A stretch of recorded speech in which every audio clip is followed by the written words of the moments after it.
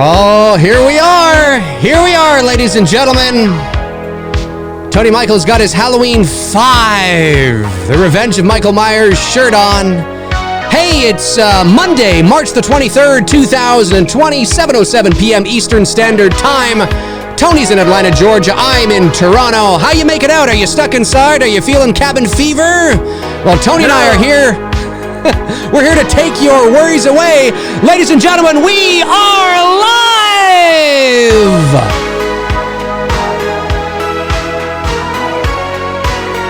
Yeah, that's right. We're here to take your cabin fever away if you're experiencing it. If you're not, that's even better. That's even better. Tonight, it is episode 62 of Two Dudes and Some Bullshit. Tony and I are watching Halloween 5, The Revenge of Michael Myers. You know, in our defense, you know, in these certain untimes, we need a good comic relief night, you know what I mean? And what better than Halloween 5, baby? That's right, ladies and gentlemen. We are going to be watching the one of the best comedies of all time here tonight, which is Halloween 5: The Revenge of Michael Myers. Tony, how are you doing, my man? How you doing? I mean, I'm good. I heard you got into a kerfuffle. I didn't know you were going to talk about that live. Okay. Well, we don't have to. I don't want to put you on the spot. I don't want to promote violence, but I mean, in my defense, I was sticking up for the women who worked in this store. This guy was being an asshole because the store was only letting in 25 people at a time, and you know, these people at these places, you know, are already under enough pressure as it is, you know, with everything going on. 100%. He's just this guy who the world revolves around him. He's the center of the earth. So, you know, everything else that everyone's going through doesn't fucking matter. And he literally brought one of the like store clerks to like tears, like literally brought this girl to tears. That's awful. So I apologized to her. And then he said, you don't have to apologize, you know, on my behalf. And I slammed my wallet down, walked up to him and said, yeah, I do. 'Cause you're a fucking dick. And then I pushed him and it caught him off guard. And he like kind of came back or stepped back a few steps. And then he tried to push me and I didn't move. And he just kind of had that look of like, oh. And then he turned away from me when I didn't move when he tried to push me. And, you know, he just was, you know, that dude just keeps running his mouth. And then, the funny part, I didn't tell you that. He was like, call the cops. He pushed me. And then the guy behind him was like, you were just insulting the people that work here. Now you want them to help you? Exactly. You know what I mean? Like, exactly. It's just that type of dude. And it's just one thing I do not fucking tolerate. I don't care if you're 6'10" or 5'8" and with a big pot belly and like this dude was. Right. You don't fucking talk to women, you know, like and belittle them and move a girl to tears. Absolutely. Like you just did. You know what I mean? I don't care who the fuck you are. You don't talk, especially a woman. And don't do that shit. It's completely unnecessary. Like, I mean, why? Yeah, no, totally. You know, I think you did the right thing, and I think I would have done the same thing. You would have. No, I would have. You would have been like, no, dude, you're not getting away with this. 100%. Those kinds of things. Like, I was at the grocery store today, and I went in there because I needed toilet paper. Now, I actually needed toilet paper. This is not me going to the store because I'm stocking up on 933 packages of toilet paper that I don't need. I actually needed toilet paper. I was down to like my last 2 rolls, right? So I'm up at the grocery store and I walk in, and of course, you know, I'm there, and the lineup for the checkout is down the aisle, around the corner, through the frozen food section, through this, and I'm standing there, and listen, I get it, but I'm standing there and I'm thinking to myself, I'm not waiting in this line and they didn't have any. I had to go to another place, but I wanted to get some peanut butter or something like that. And I was like, I'm not waiting in line for an hour and a half for fucking peanut butter. Like, are you like, people are really? I've never seen anything like this in my life. And it just, I didn't say anything.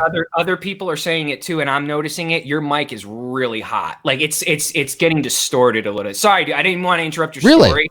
But yeah, you're coming in really hot, and a couple people mentioned it in the chat, and I'm noticing it too. And it's kind of not bad. It's just a little more. It's just a little more hot. Let me just see here. Than normal. But I want to hear the rest of it. It's just I want to hear it without the.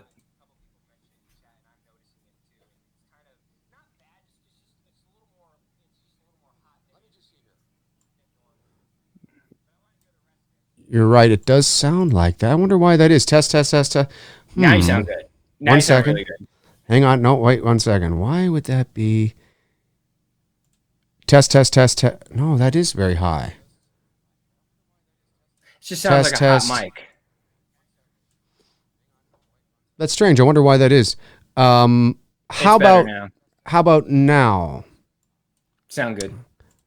How does this sound, guys? Test, test, test, test, test. Does that sound better? Does that sound better? Dave Ultra Loud Mike is piercing my front. I wonder why that is. I know I've got you. It could be just blah blah blah blah. Does that sound okay? Yeah, Dave, yours is good. Good. Yeah. Okay. Good. All right. I brought myself down a little bit. It's at the same spot as it always is. Sounds good in my headsets. The levels are all right. Maybe I don't know. Maybe that's kind of strange, but it's fine. Good. All right. Yeah. Well, everything seems to be okay. So let's just the levels are good. Should be no distorting. Let me see here. Better now? Someone said I'm low. Hello. Yeah, good we now? Should be okay. Yeah. No, you're good. Yeah, let's okay. Well, crazy. So crazy. You're at the store and I'm at the store and getting the TP.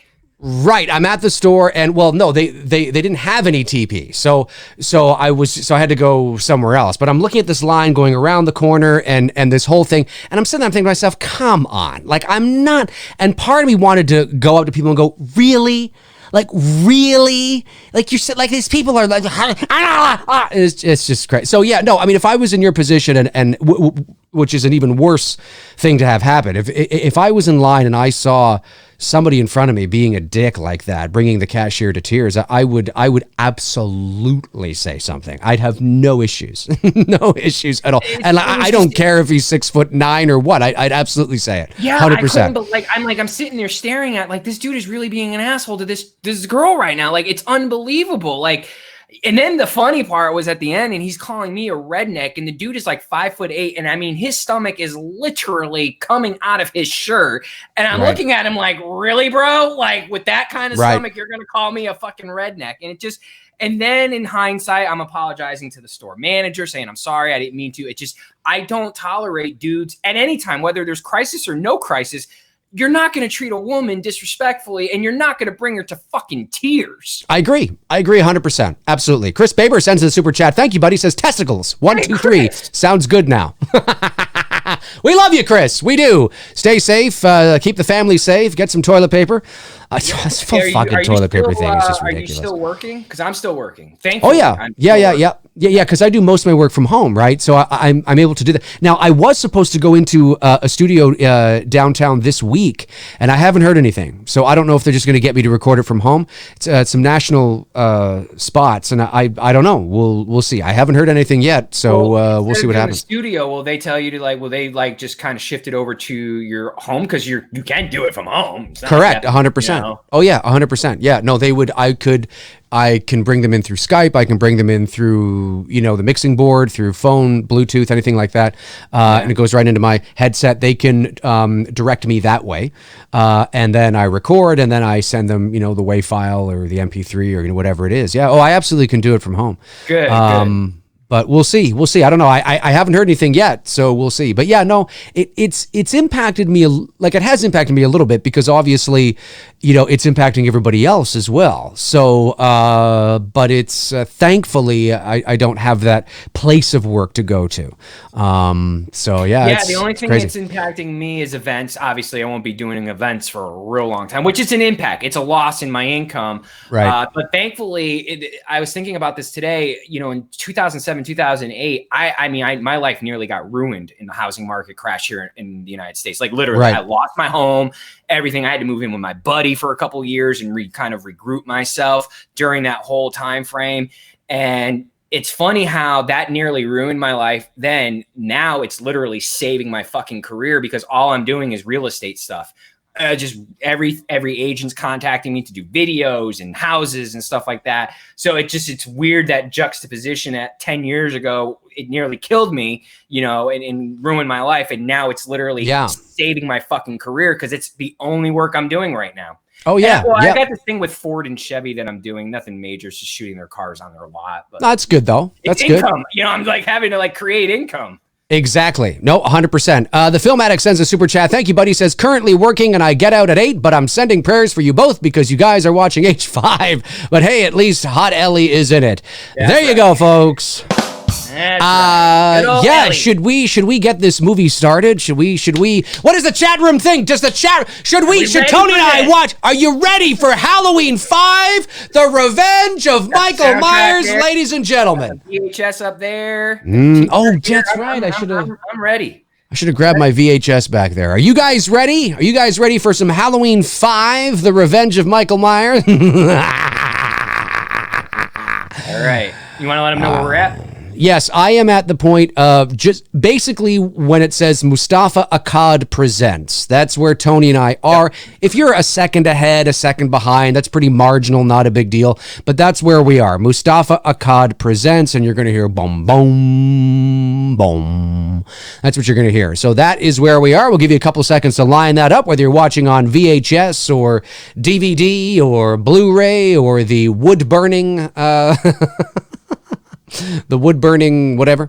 Yeah, let's let me just see here. Bum, bum, bum, bum, dun, dun, dun.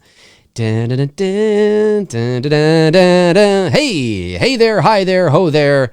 My name's Dave McRae. Hopefully I sound okay. Yeah, I sound normal. I everything seems fine here. So cookie.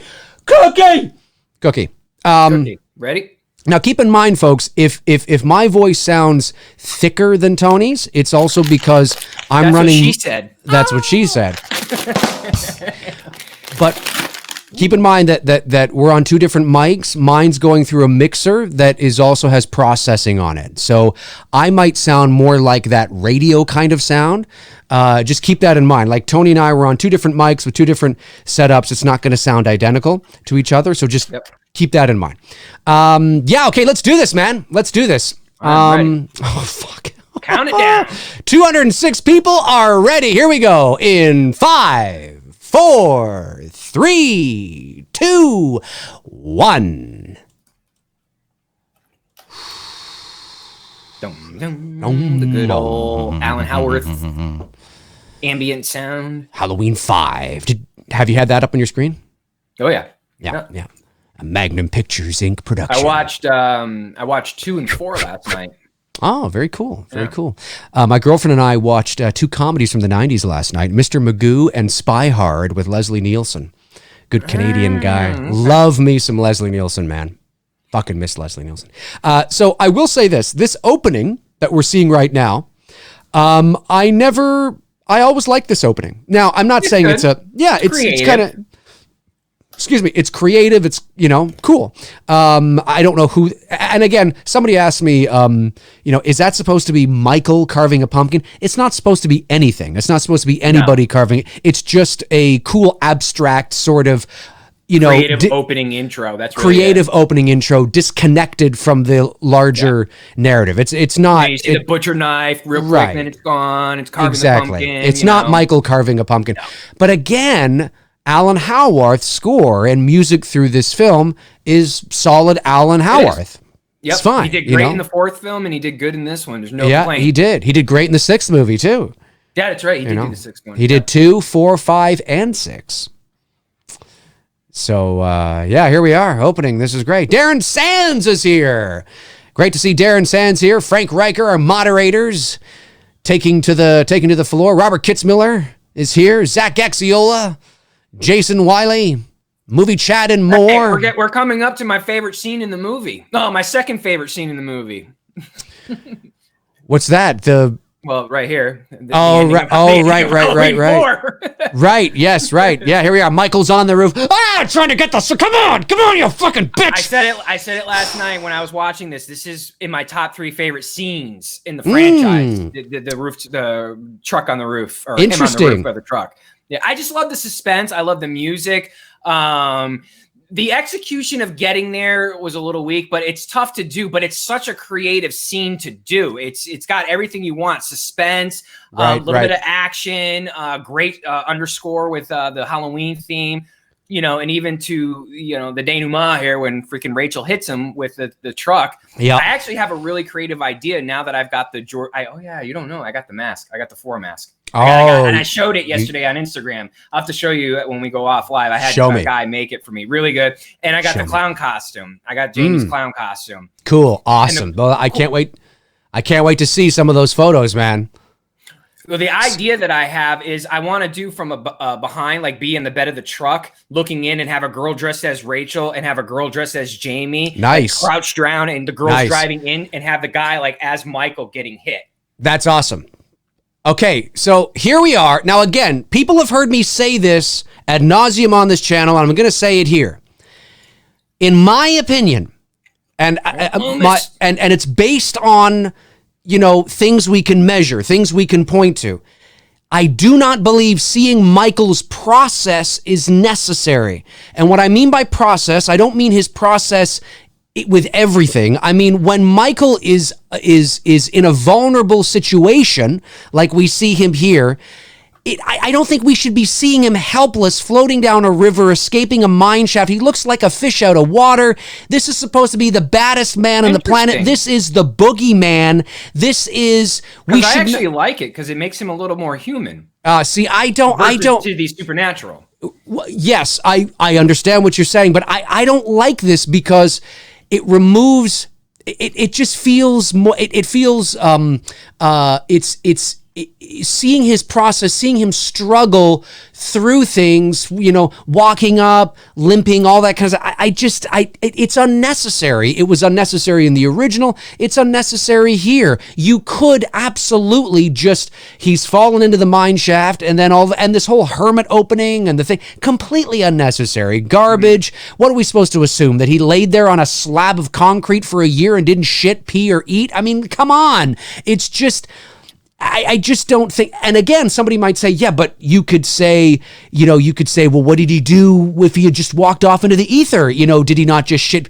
Yes, but here we know that it's when he's out there and you don't know where he is or what he's doing, there's a different sort of unknown factor that's implemented than knowing for a year he's lying on a slab of concrete at this hermit guy's house. It just seems very un-Michael Myers, un-boogeyman, crawling out of the river. It's just, seeing that struggle, it takes away the mystique of the character, and I've never been a fan of it. And that's what I mean by not seeing his process.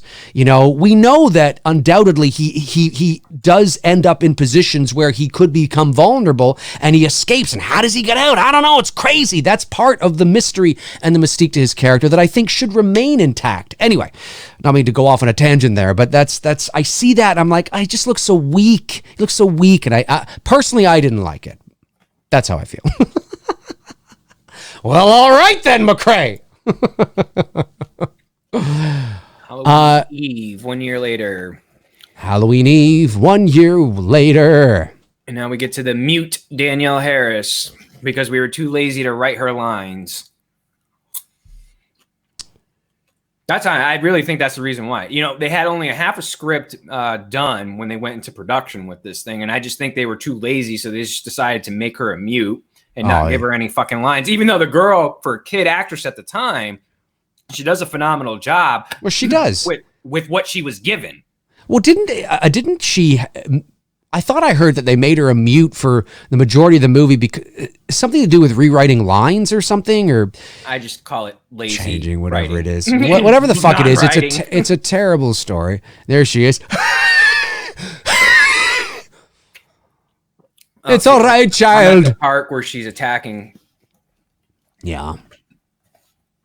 I like that they did show the attack, her attacking her stepmother. I do like that.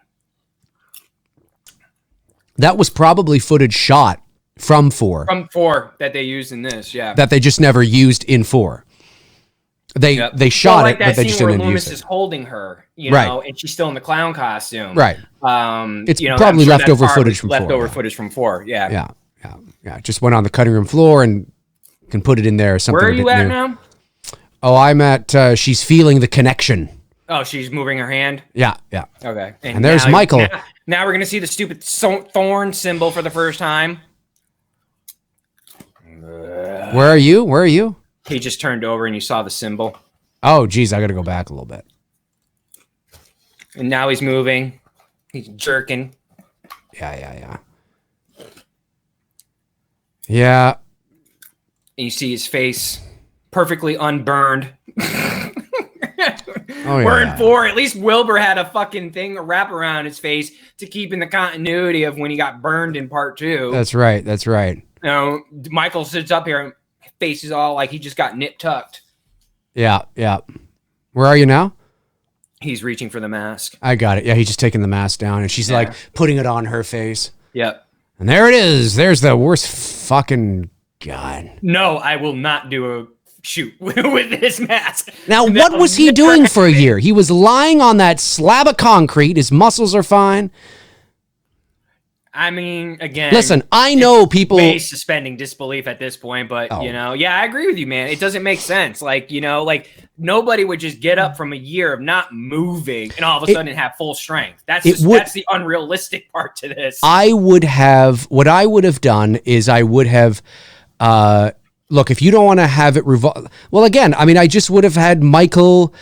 They just assumed that I would have shown the the ending of 4, right? Yeah. Shown what happened. And then I would have cut into like a year later and cut into maybe Jamie is in a hospital and Rachel is visiting her. And, you know, and Jamie, and Loomis, you know, is there because he's, you know, Loomis becomes enamored with Jamie. He's skeptical because of what Jamie did, and he's seen that evil grow before.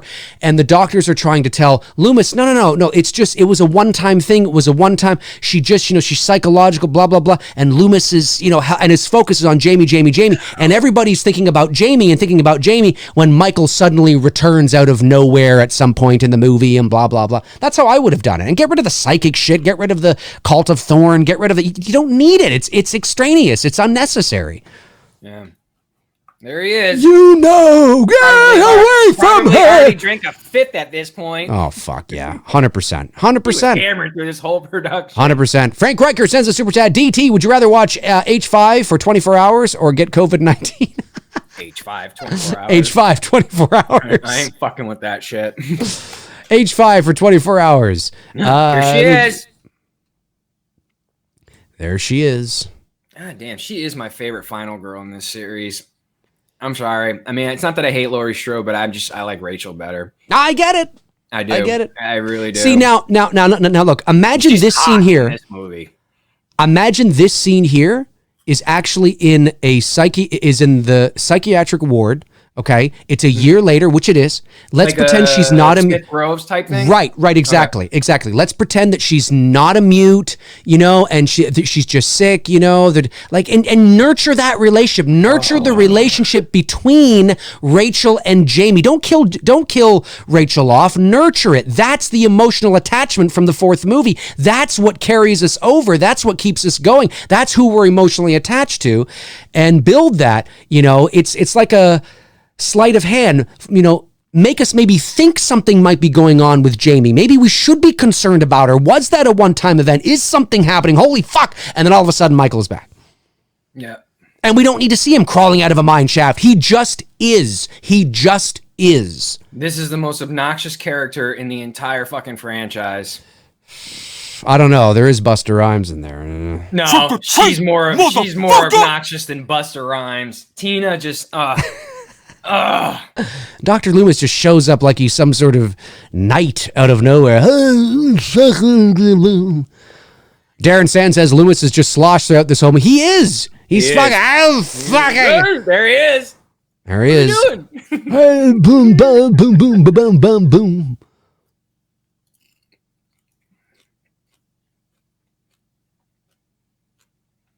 See, like there's.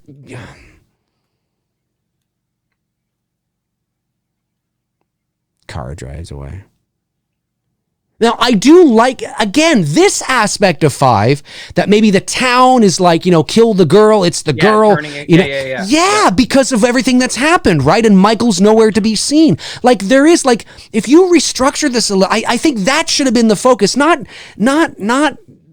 well, I mean, again, even the director of the movie had no idea what this cult of Thorn was. He said it'll be left. But there's so much, like, get rid of the man in black. He had no clue what he was fucking doing. No, get rid of the man in black. Don't kill Rachel.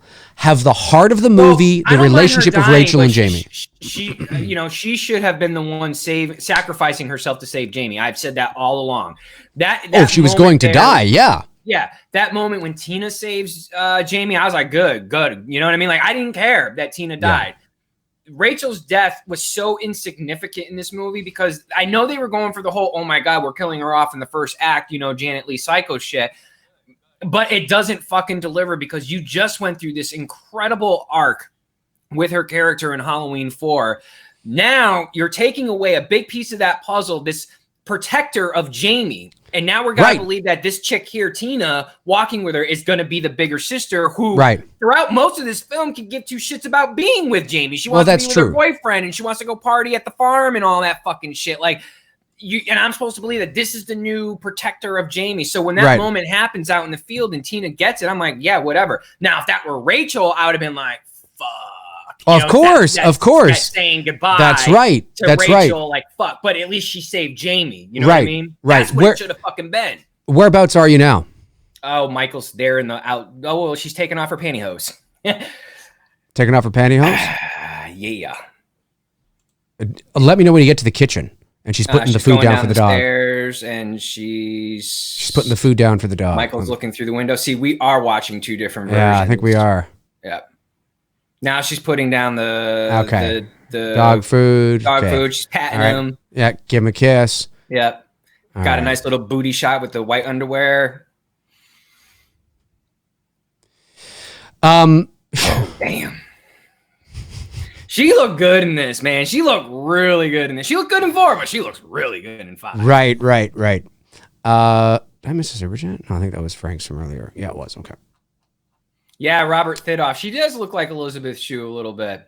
Ellie, yeah. Ellie's got that little Elizabeth Shue thing going on. That's right. Now Max is barking and Michael's coming up to the door. Yeah, coming up to the door, yeah.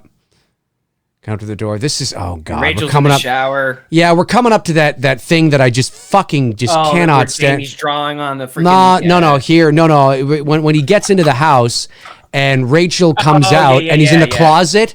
Yeah. And look, I've said this before. I'll say it. And again, I mean, this just, but whenever Michael is, anyway, I'll just. There's naked Rachel. I mean, she does look good. Man, she looked really good. Tony needs some booty, folks. Just from Rachel. Rachel, can you check on Max?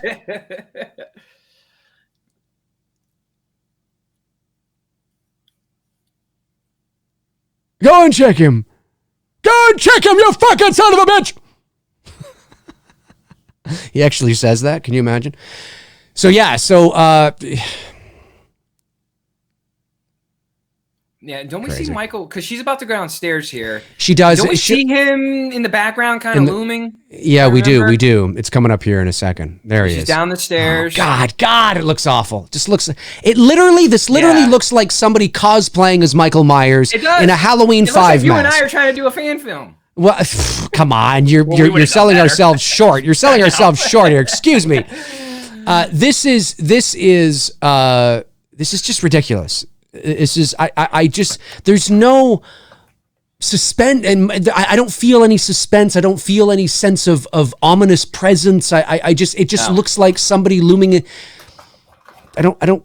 It looks like someone's trying really hard to make a scary movie and just failing at it miserably. And that's why I feel bad for like Danielle Harris and Ellie, because their characters really didn't get the justice that they deserved coming off of a great, sequel, Halloween 4. And then getting into this shit. I never once blamed them. It's not their fault. This is the script they were given. They did their job. This is what the director told them to do. Of course.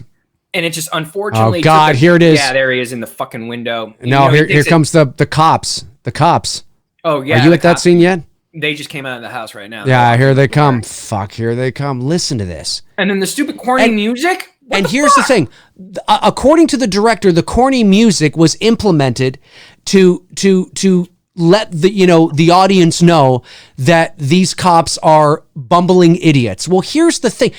This is storytelling. No, but it's story. Well, there's that, but this is storytelling 101. You don't have a musical cue to let us know that the cops are bumbling idiots. You let their performances dictate that. Yeah. You let the audience figure it out based on the things they are saying, based on the stupidity of the characters. You don't add a cartoon Looney Tunes, musical cue. It's utterly ridiculous. It's unnecessary. It doesn't jive with the feeling and the flavor of the film. Not that the film's great. I mean, but I'm just saying, Unlike the way what an awful excuse. The 2018 Cops. You didn't have the music, but it was implied. Right. Of course, you do it through dialogue. The only reason why I didn't like it is I've seen it once already in Halloween 5. But the way it was executed in 2018, it was executed a lot better because you didn't have that corny, crappy music going. Right. I mean, just an awful. Well, we just needed something to let the audience know they're bumbling idiots. We'll just make them bumbling idiots. Just make the cops bumbling idiots, and we'll know they're bumbling idiots. We don't need cartoon music. Right. Although, don't make them bumbling idiots. How about that? Brooke Louie sends a super chat. Thank you so much, Brooke. She says, Brooke. I have to say it. Why is it wrong for Tina? All girls want to be with their BFs. Rachel did lose Jamie talking with Brady in part 4. Why is it wrong for Tina? All girls want to be with their boyfriend. With their boyfriends. Rachel did lose Jamie talking with Brady in part 4. I'm confused what you're getting at there, Brooke. Why is it wrong for Rachel Tina to want... Rachel. Oh, wait. Here it is. Look at this. Look at Michael in the background, in the closet. Okay. He's coming under the pole. He's just standing there. Now, this is his opportunity. Michael isn't, he doesn't, he just leaves. And the neck of the mask is out, too. The neck of the mask is out like this. Bad. It's out like this. And he goes, it's as if Michael was like, there she is. Here's my opportunity. And then he goes, maybe not today. And then takes off. What the hell are you doing? Now, this was only done. This scene was written this way and directed this way for nothing more than to build a sense of suspense. I get it. But we have Michael. Oh my God, he's going to. Right. It didn't pay off. He comes out. Michael would not. There's his opportunity. And some people said, well, maybe he didn't have, something in his hand to kill her. Excuse me. Half the kills in the original Halloween are choking. You know what I mean? He can just choke her to death, for goodness sakes. It looked so stupid. It looked like somebody cosplaying as Michael in a fucking closet, and he realized that, oh shit, I shouldn't be here, and I'm just gonna take off now. It's like, why didn't you kill her? There it was. Oh, because we have to create this, some suspenseful scenes. That wasn't suspenseful. That was fucking hilarious. It looks like Bob dressed in a Michael Myers costume exiting, stage left. And now he kills her here. What? I guess he just had to go get scissors. He was hell-bent on killing her with scissors. He has this fetish about scissors or something. Brooke, at me. Death. If Brooke is watching at me. I get what she's saying. No, you do? Okay. Answer it. Okay. Because we know the whole movie of Halloween 5. We know the payoff. We know that they're trying to basically push Tina onto us to be this, new big sister to Jamie. But the whole execution of her character throughout the film is, I fucking couldn't stand the girl. She doesn't care about Jamie. Yes, had they just kept her character that way, written her to be like, yeah, I want to be with my boyfriend, I want to go party, cool, and did not kill Rachel off just a moment ago, and Rachel stayed alive, and Rachel's the one that saves Jamie out, in the field, and not Tina. It makes Rachel's death more of an honorable death and a better send-off. And if Tina dies, then it's not that bad because her, you know what I mean? I'm not like, like it's just, okay, it's another death in the movie. Or if you are going to pass this torch, she survives. And Tina and Jamie are the sole survivors left into Halloween 6. You don't kill her off, and you could have done it that way. It's because we know the full arc of her character and what her character goes throughout the whole movie. She never plays that big sister role, at all. But yet we're supposed to believe that once you've killed off Rachel here. And also, there's a moment that's going to come up when Tina has an option to go see Jamie, and it's Sammy, the girl that ends up showing up here a little bit with the blonde hair. she says, aren't we supposed to go up and see Jamie? And the boyfriend's like, you're killing me, babe. Let's go. You know, like they don't got time for a little kid. At that moment in the film, I'm thinking, well, fuck, who's this blonde chick, Sammy? You know, she seems to care more about Jamie than fucking Tina does. So those are the things that you start adding up because you know the whole story of the movie and why I said that earlier. So I understand what she was asking now. And like, why is she saying like, well, why is it okay for Rachel to get separated with Jamie when she's talking to Brady, but Tina, not okay for Tina to go off with her boyfriend? It's because of the arc that they were trying to, I don't know what the fuck they were trying to do with Tina's character, but the way it's conveyed is Tina's supposed to be the new big sister to protect Jamie. And I never get that impression at all. Right. Does that make sense? Right. Yep. I understand. I understand what you're saying. Tina's up here in the house right now looking for Rachel. The place Tina's fucking hot. Can't find her.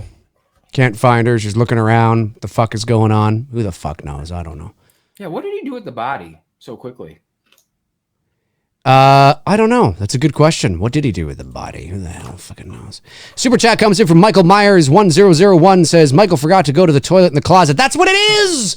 That's what it is. He forgot to go to the bathroom. He had to pee. Yeah, he had to pee. He had to pee. Frank Riker sends a super chat, says, Dave, can you do a Loomis voice asking Rachel to hear her loofah in the shower? To hear her loofah in the shower? Rachel, give me a loofah in the shower.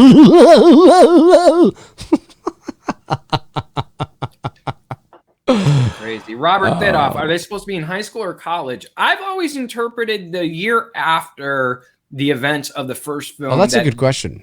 I always interpreted that maybe they were freshmen in college, that Rachel had just graduated high school. I always felt like that in Halloween 4, that was probably like their senior year, even though all these actresses were in their early 20s at the time, except for Danielle Harris.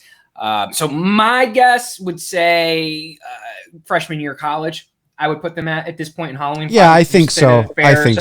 19, 20, 21 in there. Yep. I think. Sammy's over. Sammy is over, folks. Sammy is over. What do you got? Horror fan 1988 says, agreed. Rachel's the best final girl of the Halloween franchise. Thank you. Geeked out Turtles fan 39 says, despite how bad this was, Danielle Harris still steaks the show. I think steals the show. Steals? Yeah, she's good for what she was given, you know? Oh my, okay, wait a minute. No, is this it? No, this isn't it. There's a scene coming up in a minute where Michael just looks like a lost puppy walking around underneath a bush as Sammy and Tina are walking in a the blonde hair. Yeah. You know who she looks like? She looks like she could be the daughter to, who's the mom in E.T.? Oh, I know who you're talking about. Yeah. She was also, yeah. She's in Cujo. Yeah. Chat room will let us know. She looks like Sammy looks like she could be her daughter. Yeah, she could be. They got similar facial features. Yep. God, what's her name? That's good. Chat room will let us know.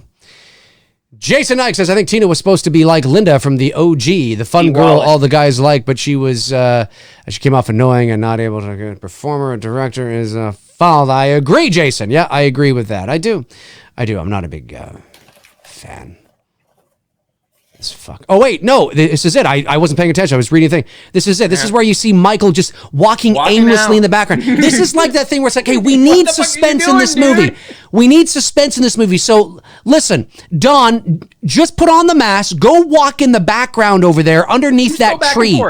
Just walk around. There's a bench there. Sit down if you want. Look at this. He's just standing there. There's no suspense. I don't feel anything. It's just, and he's just walking the other direction. He's walking the other direction. He turns and then he goes like this under a branch and he's just walking the other direction. Like they just told him he should, if anything, I would never do this, by the way. But if you're going to do this scene, if it was imperative to have Michael in the scene, just stand there in the corner, maybe half of a branch is coming down and covering your face, and just fucking stand there. Don't walk around like you're kicking stones. Like you're kicking stones and kind of just like you're waiting for your time to go on camera. Oh my God. My God, there's no suspense there. I feel nothing. I know, I was going off on a tangent. Well, you knew it. This is why you tuned in, folks. Look at this John Travolta wannabe. John Travolta. You're right. She does look like she could be Dee Wallace's daughter. A little bit. Yeah, a little bit. Just a little bit. A little bit. And you see, in this scene here where she says, you know, I thought you wanted to go see Jamie. You know what I mean? Like, she's showing concern. Where Tina's like, I don't give a fuck. You know, we've already know we lost Rachel at this point, so who the fuck's protecting Jamie? That's it. You know That's it. Yep. Yeah, totally agree. To me, this girl, Sammy, I don't know much about her, but she seems to care. You know what I mean? Right. As the character is coming off. Right. Right. Yep. I know what you're saying. And now, is this Michael, you know, stepping out of the trees that Jamie sees, you know, or is it a part of a hallucination? Yeah. Of course, it is him standing there, like, for real. Yeah.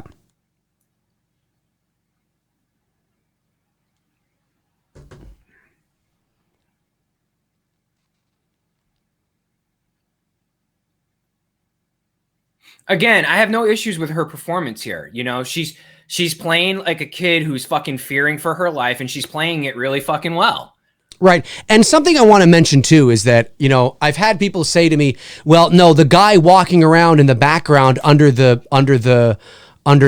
bushes there was this guy here who's chasing her, the janitor. It wasn't the fucking janitor. It wasn't the janitor. Where are you at? Are you at where this guy's walking down the steps? Yeah. Yeah, yeah. He's walking down the steps. He's about to chase her. Hallway. That's right. That's right. She's coming down the hallway. She's going into the laundry now through the laundry sheets, things like that. It wasn't, because in a minute somebody's going to look out the window. Somebody looks out the window. Well, no, she did. She looked out the window and saw him standing by the same tree, the same bush. This is the janitor, yes. But the guy by the bush or the tree was Michael Myers. Garbage shit show. As a set designer, this is also Michael Myers' basement. They use this for this scene here for the children's hospital, but this is also Myers' basement, because if you watch it in the when they get to that later in the film, there's a lot of similar setups, like where the light switch is. Oh, interesting. I didn't pay. Gun comes around. Yeah, there's little things that I caught up on the set. I'm like, they used the same spot to do two different scenes. I didn't pay that much attention. I'll have to take that look. Frank Riker sends a super chat and says, DT, do you think the hermit molested Michael while he was unconscious and tried his mask on like Ed Gein, or tattooed his name on his bottom? Maybe. Probably wondered, like, who the fuck was this dude? Maybe. And why am I piercing all his bullets hole? It's entirely possible. Bringer of Chaos says, thanks for the super chat, buddy. Says H5 has no fall atmosphere at all. Looks like July. That's not a bad point. That's not a bad point. Green. Very green. Joseph Formato sends a super chat. Thank you, buddy. Says, hey, from Atlanta. Wanted to be home for the beginning, but I just got home from work now. Missed the live videos. H5, 6, 8, and 09 are crap, but screw it. Exactly. We always like watching this stuff. CD Scale Model says she looks like Amy Locane from Melrose Place, or from the film Airheads. Interesting. Yeah. We both know he's alive, but you know where he is. Yeah. We both know he's alive. You know Danielle turned her head like this because she's like, dude, all I can smell is bourbon. Oh, yeah, the bourbon reeking off his breath right here. What are you going to do with that? I mean, really, Loomis just should have been like, you know where he is, you son of a little bitch. Can you imagine? Fuck you, motherfucker. Slapping her back and forth, and he picks her up and throws her against the wall, and she hits the wall, and she falls onto the ground. Dr. Loomis! And he gets out his cane, he starts beating the nurse, and it's just like, what the fuck is going on? You can't have her talk right now, because you take away the most important line that she ever says in this film, which is the first thing she says. Cookie. What man? Such a great line. Cookie. Sorry, Danielle. I'm sorry they did that to you. No, here it is. Here it is. Here's the bus. I should have wore my cowboy hat tonight. Didn't even fucking think of that. Here we go. Now keep this in mind, folks. That's still there, by the way. Vincent's Drugstore. Oh, it is. It is. The director of this movie said the only reason he implemented, and this is in the documentary, he said it, the reason he implemented this Man in Black guy was because he felt that the movie needed more, I'm paraphrasing, okay, But he basically was alluding to the fact that he felt he needed some sort of mysterious subplot, to kind of fill some things out. I mean, I'm trying not to throw up right now because I'm seeing the new Myers house. Yeah, I know. I know I'll get fucking, that's a shithole too. Oh my God. I'm trying not to throw up right now. It's backing up on me. It's backing up. He said, now, your movie's bad when in the middle of production you think, you know what we need? Yeah, because all you have is Michael walking around aimlessly. No wonder you feel like your movie's missing something, because you're just having him walking around. So and then again, I'm paraphrasing, but it's like, so who is this guy? I don't know. The next movie will worry about that. What are you? What? Anyway, yeah, and then the Myers house here, the production designer should be dragged out of the street and beaten down. Now, I mean, to be fair, he or she was only doing what they were told to do. I know the director, again, wanted a house like this. He wanted an ethereal, majestic sort of castle. That's what he wanted, and that's what they got. But continuity, this should never have been accepted. Would Elm Street fans have accepted a gigantic change in the Elm Street house? Never. It would have been blasphemous. You changed the Elm Street house? The only thing that changed on it was the door color. I think it was blue in the first film, right? It was blue in the first film, red in the next. And then it became red throughout the rest. Correct. And it's red. Fine. You can change a door. I understand that. And there's the boot. Who is this guy? What is this? Here's the thing. A waste of fucking character. I'm telling you, look, the Myers house, the original house from the first movie, is one of the most iconic in all of horror. But because it was, and I know it was in the second film briefly, I understand that. But unfortunately, it never, beyond the first movie, it never became a central character like the Elm Street house, which is why. Resurrection again, right? Because Resurrection brings it back. Well, but it was a set. It wasn't the actual house. Oh, wait, it was a soundstage. Doesn't Curse bring it in too? Isn't that the original Myers house? No, it's not. No, okay. No. It looks more like the Myers house than this piece of shit does. But it's just. They were able to get away with this, and fans were able to look the other way because the Myers house never became. No. Did you like it? No, not at all. I'm just talking generally, right? Because if this was Elm Street, it would have been blasphemous. It would have been riots. You know what I mean? Only in this series can you accept that. It looks nothing. Like, it's not even the same. It's nothing. Like, it's not like the house from 6, where you go, well, it doesn't look anything like the Myers house, but okay, I'll believe it. Maybe they did some renovations, okay, because it's the same type of wartime kind of. This is nothing. It's got iron gates and a big castle pillar. Fuck, it's inexcusable. It's inexcusable. And I think Akkad, didn't he even admit this later on, that they totally rushed the production on this because they were trying to catch up to, obviously the dominance of the 80s, which was Freddy and Jason. Michael didn't show up until literally the last 2 fucking years. That's right. I get Halloween 2 is 1981, but you know what I mean? Like, oh, yeah. Pretty much the heart of the 80s when Jason and Freddy were at their peak. Yeah. Michael was nowhere to be found. So you put together this, half-ass story just to try to, please Halloween fans rather than taking a beat, looking at this, what you just did successfully in Halloween 4 and say, okay, how can we fucking, continue this and continue to make strong films? Yeah. Come back with this? Yeah. Like, what the fuck? Yeah. Oh, yeah. Yep. No, yeah. Joseph Amato sends a super chat. I like the small town vibe that we are seeing here, but I agree, it's just very green.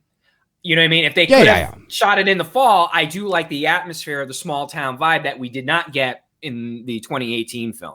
Mm-hmm. I agree. Joseph Amato sends a super chat. Thank you, buddy. H4, 5, 6, 7, 8, and 9 masks make me cringe. Oh, there you go. Chris Baber sends in a super chat. Thank you, buddy. Says poor director choice. Otherwise, this movie might have had a better chance. Well, it starts with the story. The most important thing about which any they didn't have movie, going into production. Exactly. Any movie. Number one is not your director. It's not your producer. It's your story. That is it's your story and your script. That's what it is. That's the most important thing. And this just has a shit story, Frank Riker sends a super chat, says Loomis hits Jamie in the head with his cane like Biff from Back to the Future. Think, Jamie, think. That'd be funny. That'd be really funny, actually. That'd be really funny. Hello, Lloyd. Hello. Yeah. Think, Jamie, think. Like, what the hell? My God, Loomis is vibrating. Oh, okay, I'm okay now. Look at this. Look, this is like during the day. You know, he comes right out. You can see his mask so clearly. Listen, I know that some people like this movie, but fuck, I can't stand this movie. Here's the thing. There's nothing. I do like the 3-prong garden tool that he used. That's a cool weapon of choice. You know. Yeah. You want to play? He sounds like Jerry Lewis. Trick or treat. I will say this though, as a car guy, I do like why are you doing that? The scratch of the car, yeah. Ride, yeah. Like as a car guy, I'm like, no, don't do that. There was a cut there. There was a very quick jump cut. Yeah. Before he pulls him away. Like there's nothing. Here's the thing. Like, you know, in this movie, there's nothing outside of some of the, you know, cool kills, right? You know, the kill with the pitchfork or the kill with the, you know, the 3-prong thing, you know, and the kill, you know, those are all, you know, but outside of that, there's nothing. Whatever it is. Sammy. Yeah. There's nothing going on in the story that is interesting to me. No. And that is why the director implemented the Man in Black. Now, he's not thinking of but that's why, because there's nothing else fucking going on. So he himself knew that. Now, he's not telling you this in the documentary. He's not saying this point blank. But if you dive deeper, that's essentially what he's saying, is that the story needed this Man in Black who he didn't even know who it was. He had no idea where it was going. That was left up to the other people to figure that out. Because there's nothing else going on that's particularly driving anything anywhere. It's just, it doesn't, you know what I mean? There's nothing.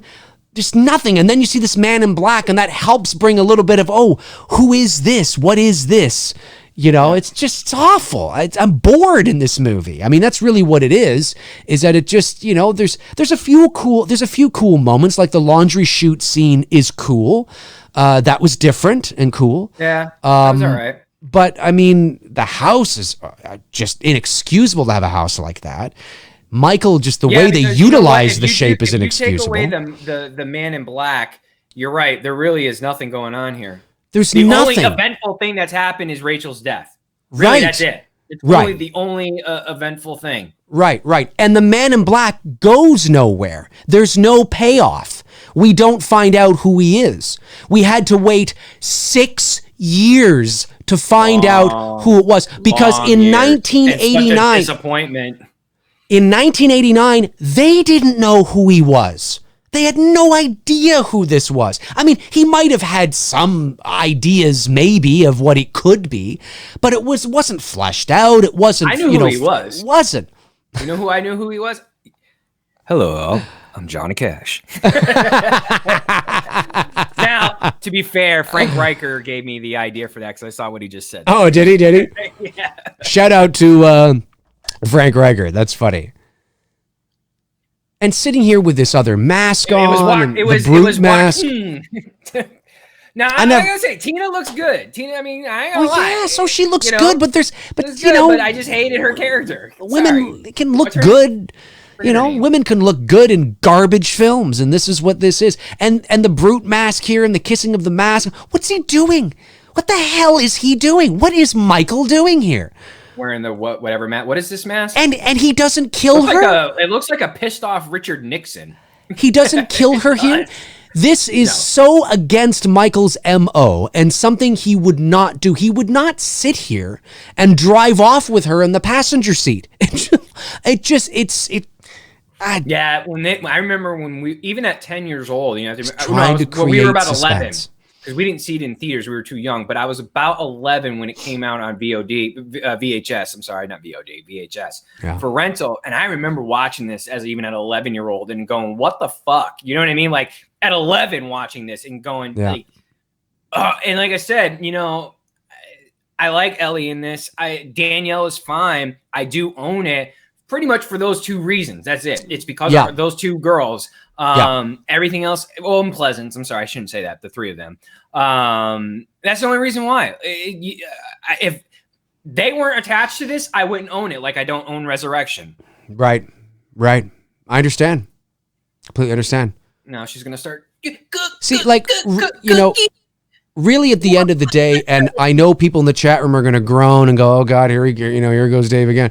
But, you know, because of the original intent of Michael's character, when you started to make sequels, you had to move the character in a direction like this. I don't mean necessarily exactly like this, but you know, make him more mainstream, make him more, and he'll forever feel. When you do that, it forever feels strange and weird because it's so far removed from what he originally was supposed to be. I mean, that's why, you know, for better or worse, some people liked it, some people didn't. But that is ultimately why they pretended these movies never existed and tried to go back to that original sort of feel and intent. Because, you know, it's so far removed. I mean, it's just, I don't even know what the hell I'm watching here, you know, and... No. And again, it doesn't mean there isn't redeeming qualities, like that's a nice shot, I like that scene, that's a nice moment, but as a whole, it's just, as a follow-up to a promising H4, promising, it fails. Yeah. Oh, it fails miserably. Fails miserably. Here she comes. Good.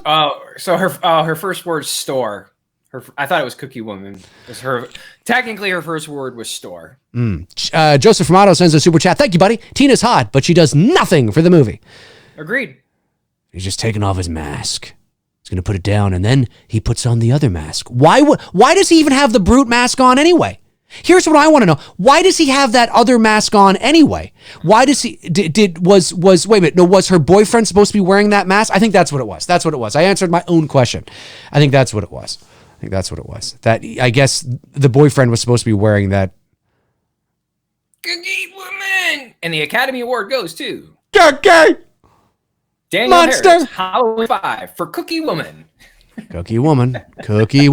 Toronto Freddy sends a super chat. 1428 isn't the same in Freddy vs. Jason as all the other films. I haven't watched Freddy vs. Jason probably since 2004, so I can't remember. We'll have to do that one. But I'll take your word for it. Yeah, we will for sure. Way down the road. Yes. The Nut House says this film had to be edited to avoid an X rating. This movie had to be edited to avoid an X rating? I've never heard that. There's only one sex scene in this, which is Sammy and Spitz. Yeah, I've never heard that. Yeah. Well, I mean, Rachel was naked in the shower, but you don't see anything clearly through the shower. You know, that's not going to give you an X. An X rating implies like serious, you know, like soft. Well, I'm not quite, but like softcore. You know, there was. I've never heard that. I've never heard that either. Never heard that. I'm not saying you're wrong. Have never heard of it. Maybe you're right. I never heard that.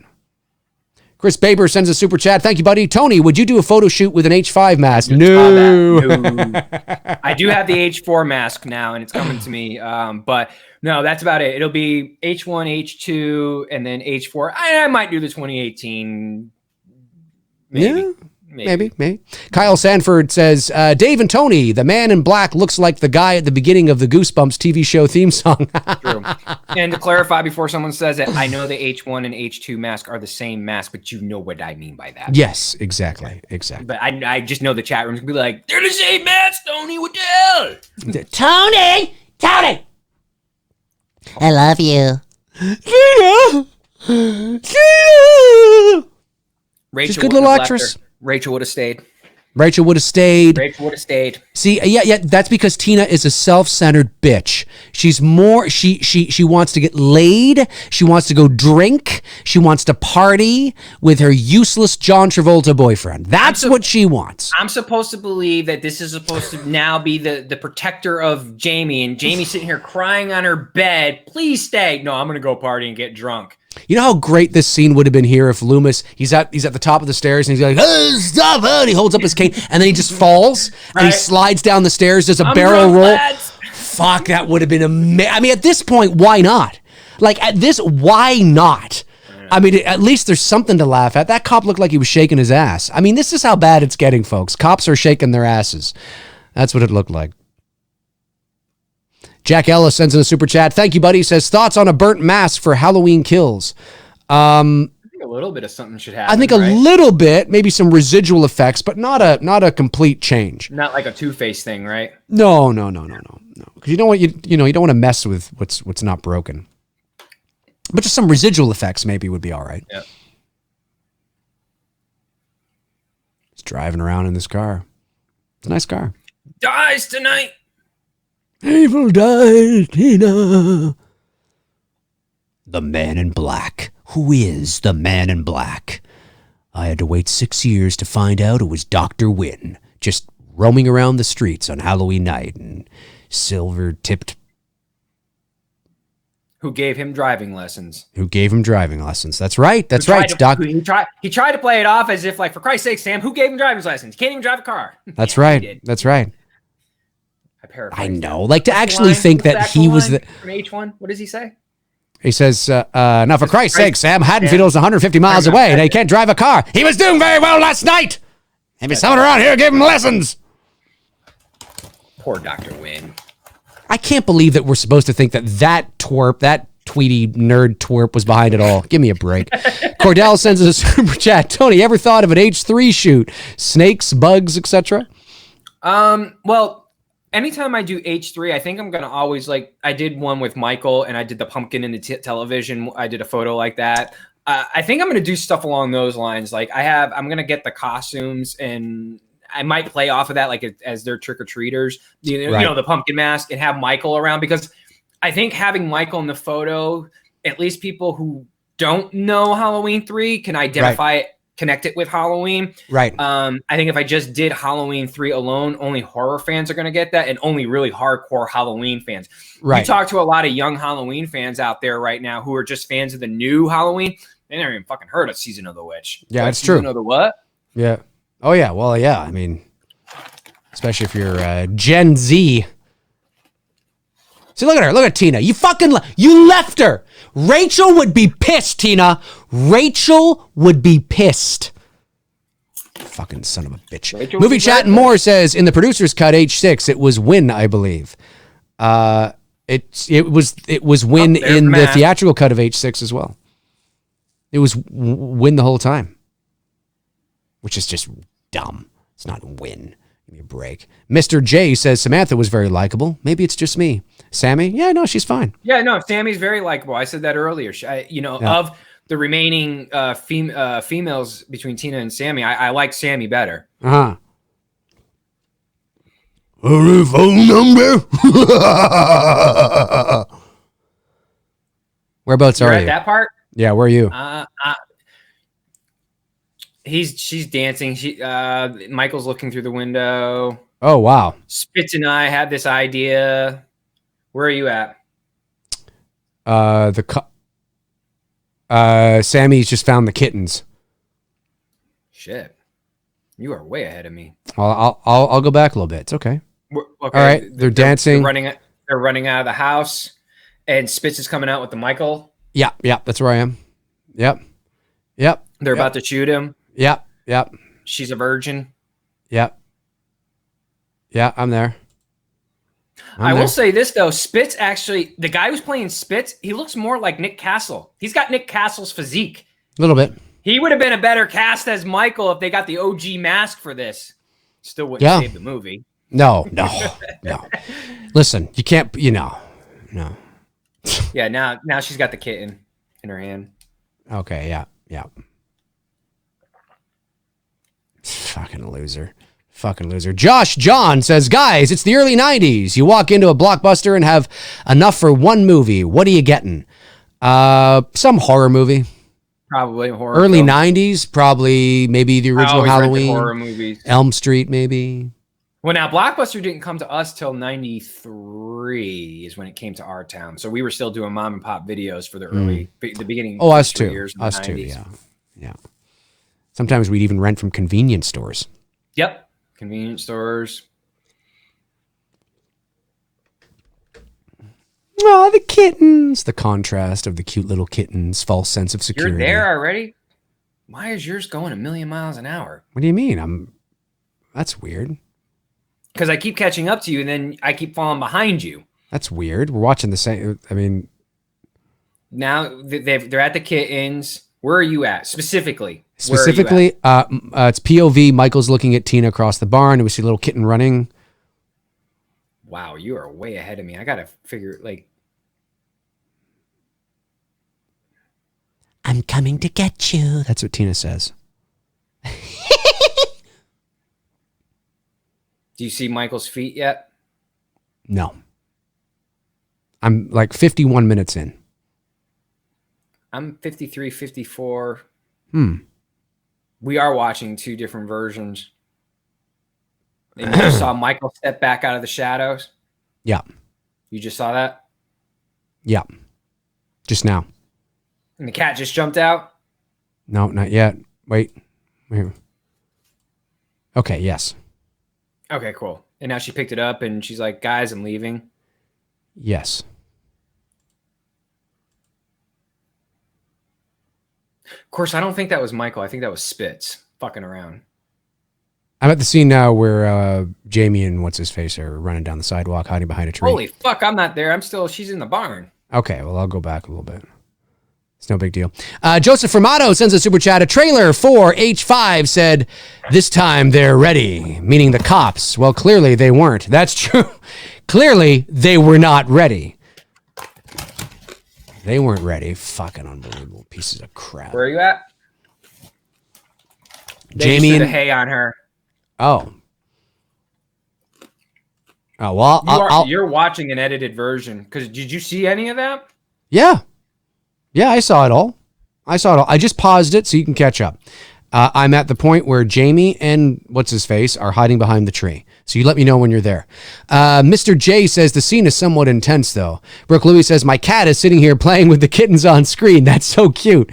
That's awesome. The False Prophet says, yeah, dude, like, ready for what? The Badass Ninja says, the barn scene is a great scene. Have a great intense scenes. What? After the barn scene, you'll see Jamie and the Stutterer go to a tree. Man, how did I fall this far behind you? I don't know, but I'm paused at that tree for you. Michael Myers fan 1001 says, Dave, the mask in H5 is the same mask in H4, stunt mask. The director added prosthetics to the nose and mouth to make it look angrier. Well, that was a mistake. Let's see here. Movie Chat and More says 4 or 5 fake outs in a row. That was dumb. Definitely. I'm at the part they're at the tree and the cop car is rolling up. Okay, great. Now I hit. It's 57:19 on my clock. Mine's behind you. 54. So we are watching two different versions. That's why. Yeah. Oh, well. Now they're running away down the street. Now I'm back at Sammy and Spitz. Yep. Making out. I wonder if I had a longer scene somewhere. I don't know. But I bet you I'm still going to get ahead of you somehow. Song fan says, Dave, they probably thought I was okay to put a different mask on Michael for the Tina scene before Michael pretended to be a ghost in the original with Linda and Bob. Dave, they probably thought it was okay to put a different mask on Michael for the Tina scene because Michael pretended to be a ghost in the original with Bob. Yes, but I think it was probably because Tina's boyfriend, who was murdered by Michael, probably had that. He was going to wear that mask, and Tina probably knew that at some point. No, I don't mean it was said that, but it's assumed that. So Michael put on that mask to give the illusion that it's her boyfriend. That's what that all is, more than likely.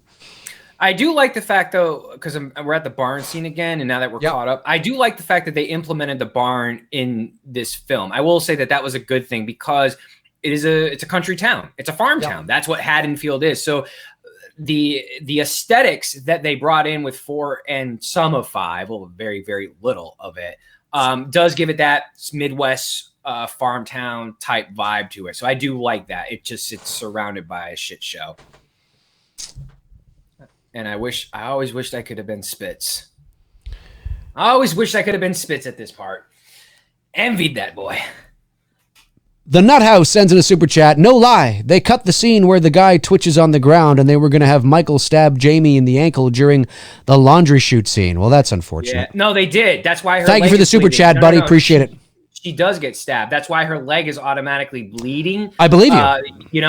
They had to cut it out because of I think there was a ratings issue with that because they didn't want to show a kid getting stabbed. So you don't actually see the actual knife stabbing her in the laundry chute. Right. But when she comes out, she's bleeding because she had just gotten stabbed. Right. Do you want to know what Oh, now I do like that scene. Going all Jason Voorhees here with that pitchfork. It's very Jason Voorhees, but it's probably the best kill in the movie. Yeah, it's the best kill in the movie, 100%. And I like the moment just before it, where we see his hand cross the barn door, and you see that it's all burned. Yeah. I actually like and the camera's tracking with the hand. It's a very subtle thing. Not a lot of people are going to talk about it. But it's the filmmaker in me that comes out, and I see that, and I like that. I like that shot. It's a very nice shot, the way it tracks with the hand, and then he grabs the pitchfork and he takes it out. We see that his hand is burned. I like it, and it's a good kill. I mean, again, thinking about Michael at this point in the series, obviously, theater of the mind, it's not going to be all that. It's a very Jason, as you said, type of kill, but it's probably the best kill in the movie. And he's got the pitchfork in his hand still. It is very Jason Voorhees. Yeah. You know what I mean? But it's a good kill. It actually gives me an idea with the pitchfork back there. I might do a shot with Michael holding it. Yeah. I forgot he does use it a couple times in this movie. Yeah.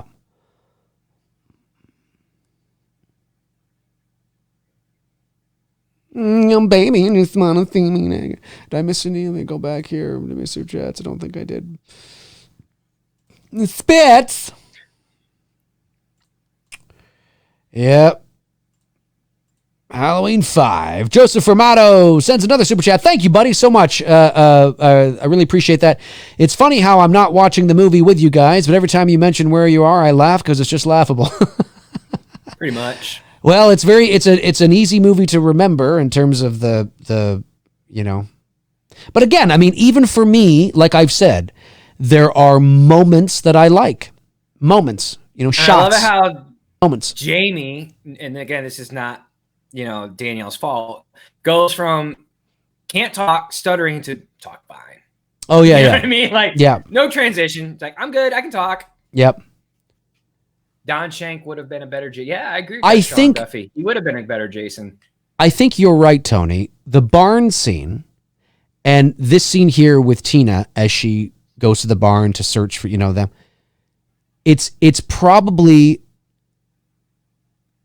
the most, and again, it's not great, but in relation to the rest of this movie, it's probably some of the best suspense in this movie. Agreed.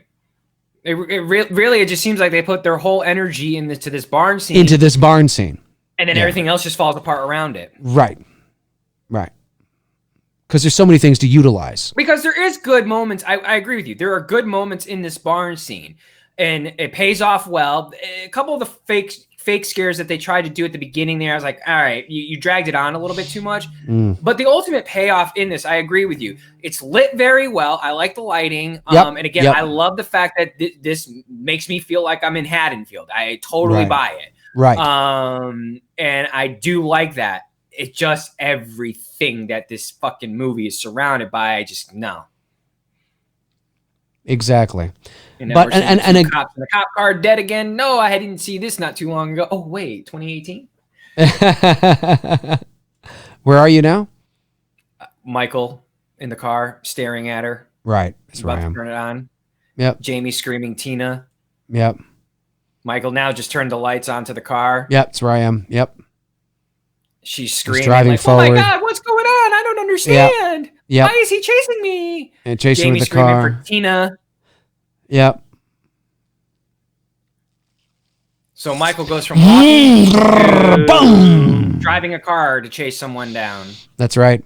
Super chat comes in from Cordell. Thank you very much, buddy. Says, laundry chute scene is one of my favorites in the franchise. H5 sadly introduced me to the franchise through AMC Fear Fest, so I have nostalgia for it. Hey, that's all right. That's all right, right? We can't control what we have nostalgia for. for the reasons we do. He's going after, what the fuck? Billy, that's it. What did Billy do? Because it's me, Billy. He called a bunch of fucking sorority girls and said nasty things to them. That's what he did. That's right. And even this, even like the payoff that when Jamie seeing Michael for the first time, I didn't like it. You know what I mean? It just was not executed well. Like, okay, this is the first moment in the fucking car. Right. Like yeah. This like whole you've been building to this whole, crescendo of these two finally seeing each other. Does Billy die? I don't think he does he? No, he doesn't die. That's too bad. He should die. He should have died. His head should have got chopped off or something. Davey's a kid. And this should have been Rachel screaming for Jamie. Yes, 100%. I don't understand. I mean, listen. They probably killed Rachel off to give the movie some bottom, right? To give it some weight, like, oh shit, raise the stakes. Yeah. But you don't. There's nothing, Yeah. Because I would have kept Tina alive. If you're gonna do this whole passing of the torch thing, you keep Tina alive to carry her into the 6th film with Jamie, and you kill Rachel off at this point. Right. I do like this shot here of him. What? No, of getting out of the car. The car smashes in. The horn is going. Oh yeah. They think, and then the horn stops, and that not yet, but it's about to, and that's sort of the signal that ooh, baby, he's not. Little things like that in the movie that I like, I enjoy. I'm like, oh, that's nice. That's a nice moment. That's a nice creative decision, because it gives you a false sense of security right now. And I like that. Keith Davis says, they never showed you whether Billy lived or not. He was hurt by Michael really bad. I think he just should have died. Poor Billy Billy. should have died. Yeah, Billy's head, his head gets, I think his head should have been run over by Billy or by Michael, and we see his head like all smushed like Dr. Sartain. Damn, man. Harsh. Yes. Harsh on Billy. There's Michael. Now, I mean, I like, again, I like the fog and the light. The mood and atmosphere is good. It's just a shitty fucking mask. And a horrible payoff here with Tina being the one saving Jamie. Yeah.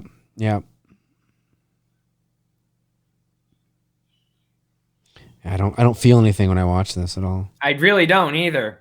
Hey, that's the thing. I should feel like Michael's about to get Jamie, and Tina comes in, and I'm like, all right, well, cool. He's going to get Tina. Great. That's awesome. Yeah. She's gone. Thank you. Now let's move on. You know what I mean? That's how I feel. Yes. And like I said, at the beginning of the show, really, 5 should have been about Rachel and Jamie, the relationship. That's the heart. That's what you created. That's what you set up. That's the seed you planted in 4. And about that, and Dr. Loomis not believing that Jamie is not or is okay. They think she's okay. It was a one-time event. She's not going to go off and become this killer, even though she stabbed her stepmother and blah, blah, blah. She's okay. Maybe the stepmom survived. Jamie's going to be okay. She just needs rehab, rehabilitation. And Loomis doesn't believe it. So there's this focus that is Jamie going to become, oh my God. And then they're not paying attention to, and all of a sudden Michael's back. And that's what it should have been. Nurture the relationship. How would you like some bourbon? Boom. And you don't even need the man in black in what I just said. Get him out of here. Get him out of here. As Donald Trump says to, the reporters, get him out. And here's the thing. Get him out. Here's the thing that really made me even more pissed off. When Rachel dies, she knows Rachel dies, nothing. She's crying out, Tina.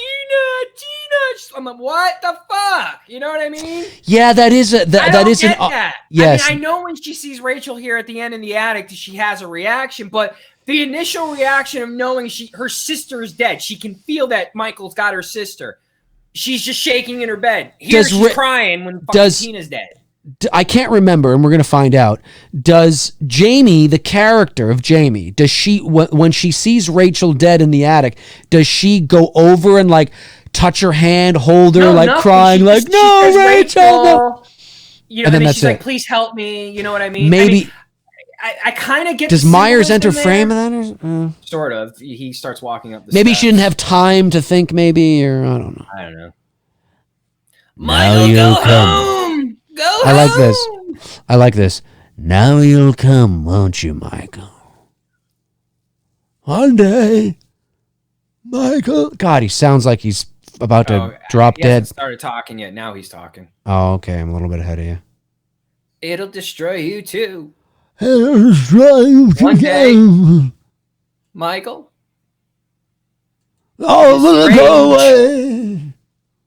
This rage. I will say this. The dialogue here isn't that bad. No. There's some nice. No. I mean, look. Even the line, I prayed he would be in hell, but hell will not have him, or whatever the line is. That's a good line. That's a great line. Seeing Michael walking out from the woods, you see him a little bit there in the background. Yeah. This rage. Go home. Go home. Imagine he said this. Go home to your wife and children, Michael. Go home to your job at the 7-Eleven. People be like, what the fuck? But why not? Like, at this point, why not? I know. It actually doesn't make the movie any worse. No, you can't make the movie any worse. Wait a minute. If you actually had Loomis say, if you actually had him say, go home to your wife and children in the 7-Eleven, wouldn't be any worse. Of course, they're trying to, of course, now I'm at the scene where Jamie, the Judith thing, and this fucking ethereal, gothic-looking house that looks nothing like the original Myers house. It's not even close. It's not even a hint of it there. There's nothing. Nothing. Jeez, at least the house that I shared a week ago with the one here in Georgia, at least you can actually see, like, oh, wait, there's a little bit of the Myers house in that shot. No. I do, as an audience member, I do not believe that is the same house. I don't believe what you're trying to sell. Because it is. I don't believe it. These, like, church stained glass windows. Yeah, it's ridiculous. Like, what the hell? It was utter incompetence. He should never have been allowed to do that. Mustafa Akkad should have said, "You find a house. It doesn't have, but you find something that we cannot." Of course, I know everybody bows at the feet of Mustafa Akkad, and listen, without he was the financer. But he didn't care about this stuff. He didn't care about it.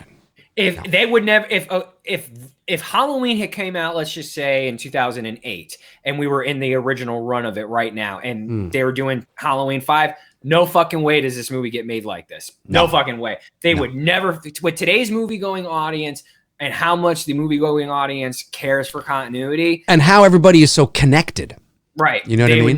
This would never have fly because, back then they weren't thinking like the way we think now with regards to movies. You know what I mean? Right. They weren't thinking of continuity when they made this shit. I just noticed this now. Really? I just noticed as Loomis is walking back and forth here in the Myers house, there's the Cult of Thorn symbol on the wall behind him. I just noticed that. Again, I don't agree with the I hate the story.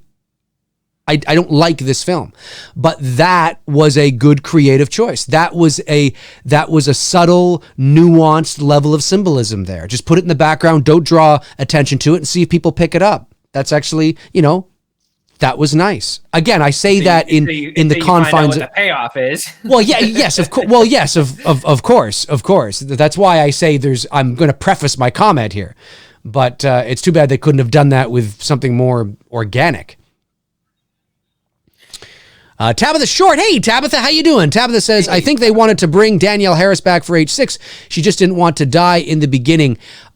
She definitely wanted to. They fucked her over big time. No, she wanted to come back and she didn't care about dying. It was she got emancipated from her her home to fucking do it. Like paid for it herself because she was still a minor at the time, and she got emancipated, upfronted her own money, and then they went with Brandy. What was her name? The chick.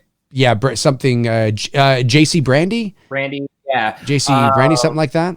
Yeah, and totally screwed her over. Totally fucked her over. She didn't care about the dying part. It was... Right. She got Hollywood. And that's Basically. not JC's fault. I mean, she was fine. No, the girl who played Jamie in Six she did great. No fault to her own. Yep, she did great. The Badass Ninja sends in a super chat, says, Tony, have you seen Halloween Night, a Halloween fan film that just came out? Not yet. Haven't had a chance to watch it yet. Oliver Mercer sends in a super chat. Thank you, buddy. He says, if you both had the chance to work on any film set in history, which film set would it be? This, so I can fix the mistake that's going on. What are you doing? Yeah, really. Stop fucking this up. I would say any film set in history. I don't know. The Exorcist would be fun. That would have been a great. Halloween would have been good too. The original Halloween. Yeah. Halloween would have been cool. It's tough to, if I had to sit there and think like, what movie do I think that I would gain the most knowledge on? Experience? Yep. Probably would be the original Nightmare on Elm Street. And I think I've said that before. Wes Craven. Wes Craven, he's just someone that would take you under his wings and show you everything, and being, a creator. That's what I would have been like. Okay, what are you doing? So how is the room turning around? Like, what are we doing to create the scene of Tina's death and all that stuff? I would have just been like soaking in that fucking knowledge. Yeah. So probably for me, Nightmare on Elm Street would have been the movie. I would have liked, learning experience. It would have been really intense, and he probably would have pissed me off, and I would have pissed him off. But if I could have gotten through it, The Shining. I wouldn't last a day with Kubrick. I love him. I bow he's down a genius. To Kubrick. He's my fave. He's intense. No, me and him, he's intense. Our personalities, we would clash. Yeah, he's intense. All right.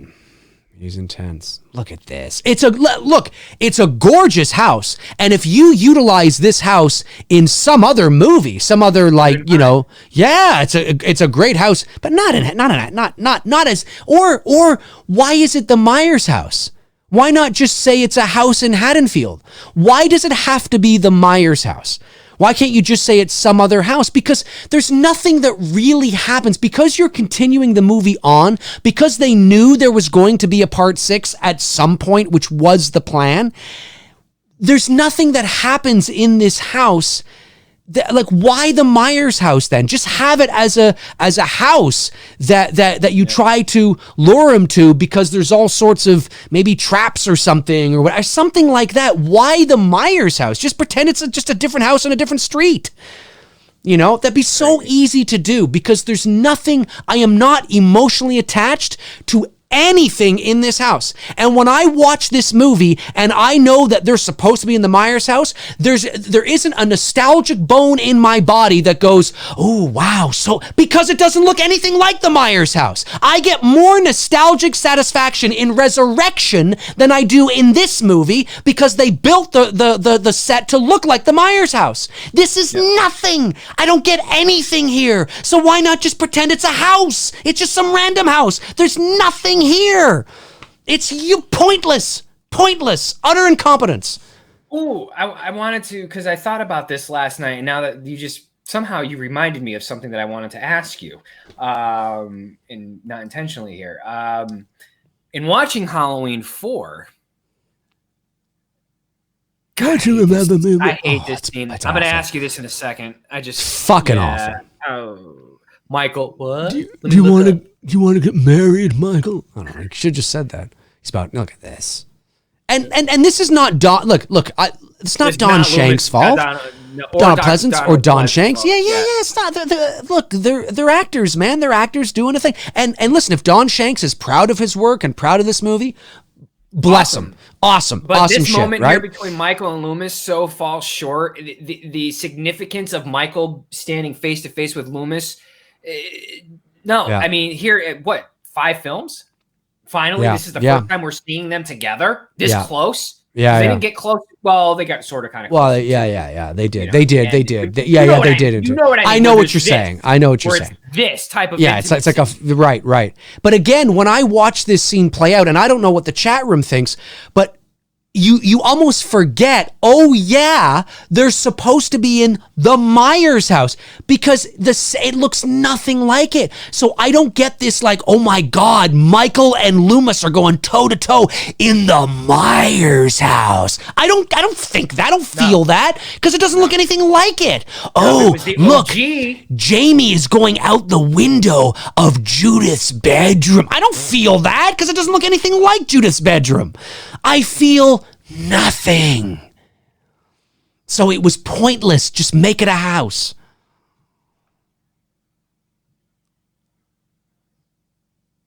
I love the false sense of security. This cop's like, I got him. Everything's okay now. Oh, you're at the point where he shot him? Yeah. Are you getting there? Where are you at there? I'm catching it. He's about to shoot him now. About to shoot him, okay. Robert Thidoff says, would Halloween 2018 worked better if Michael Myers was never captured in 1978 and they had no clue where he was? It's hard to say. If the rest of the movie plays out the same, it's hard to say. I would have been more open to that. Where are you at? He's hanging the cop out the window, out Judith Myers' bedroom window. Like right now? Right now, yeah. He's about to. He's putting him out there right now. Is that where you are? Where are you at now? And now they're taking stretcher down the stairs.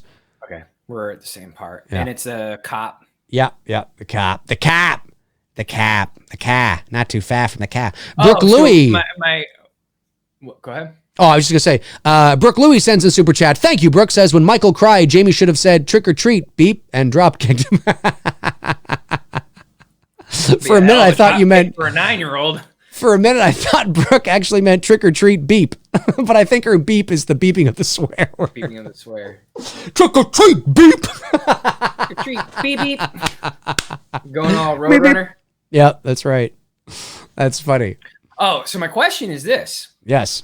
Now, we know bringing Danielle Harris back into this new timeline doesn't work because, like you've said, the version of her that we want to see is the Jamie Lloyd that goes through the events of Halloween 4. Right. Having said that, you could bring back Ellie Cornell. You don't need her to go through the events of 4 to have her character Rachel fit into this new timeline. She could have been friends with Tommy and Lindsay as kids. Oh, she could have been babysat by Laurie Strode in the original. 100%. You know what I mean? Her arc fits without 4. Oh, her character fits without 4. Yes, but it wouldn't be the same. I agree, but it still wouldn't be the same. No. But she's kind of friends loosely with Lindsay in Halloween 4. I'm saying that loosely.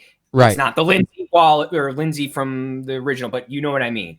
Yeah. So she could be friends with. She's the same age as Tommy. Well, she can be. It's the same character, but it wouldn't be the same version of that character because that character because 4 and 5 never happened. So it would still be an alternate reality of that character, but you could bring that character in, sure, but it wouldn't be the same character. From the 3 Thorn films. She's probably Rachel's the one character you could bring back into this new universe if you were going to bring everyone in for some Endgame Avengers shit. You know what I mean? You can't bring Danielle Harris back. There's just no way. It doesn't fit. I personally wouldn't do it because it still wouldn't be the same Rachel. Like it's the same Rachel, but it's not the same one because 4 and 5 never happened. It's not the same Laurie. Laurie's got off to resurrection, and now they bring her back to life. That's right. Well, but it is the same Laurie because it's a direct sequel to the original only, right? And never happened, so you can bring Rachel in because the events of 4 never happened. No, I understand what you're saying. The events of resurrection didn't happen. Right, but they didn't wipe out the first movie. See, if they had wiped out the first movie, then just bringing back Laurie, it would be what Laurie is this?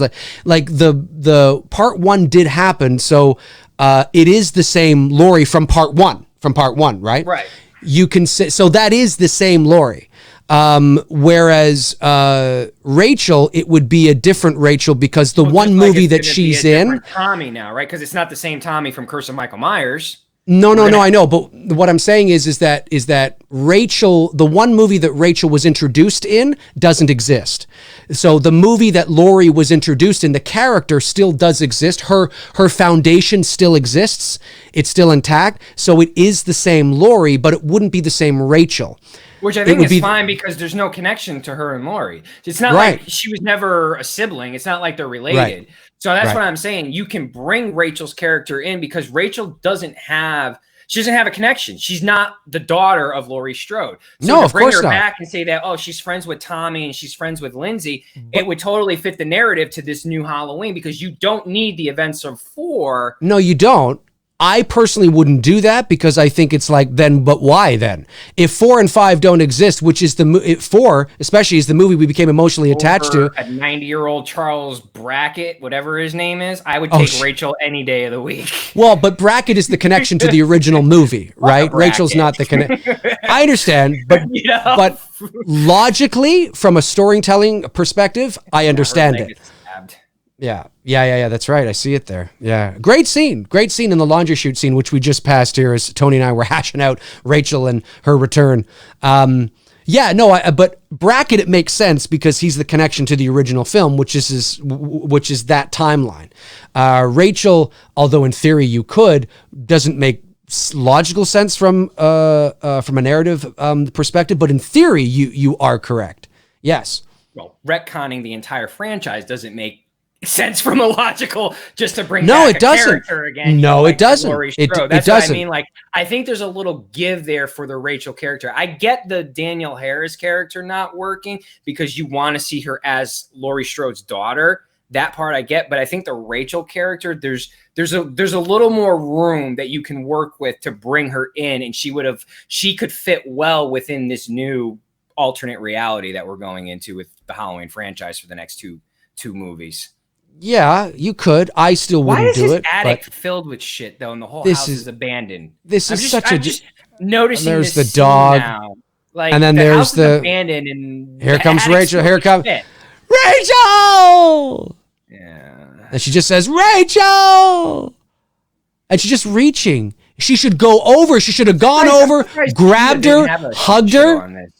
That's what she should have done. Grabbed her, hugged her, screamed, Rachel. That's what she should have done. And then she starts to hear him.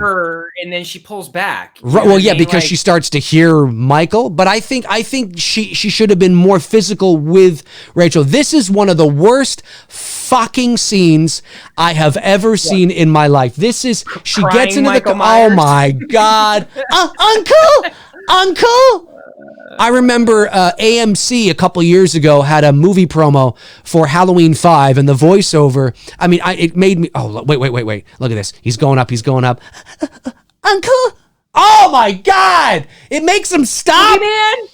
But he's got her picture there and shit. Oh, no. He gets the picture from the house. That's right. Forgot that. No, this is just, oh my God. And this goes so far past the young boy killing his sister to what are we fucking doing? What are we doing?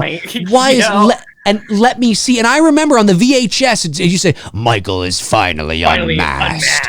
This is, what the hell is this? And then we see his one eye and a tear. Why is there a fucking tear? Why are his eyes, and I believe it's the eye that should have been messed up.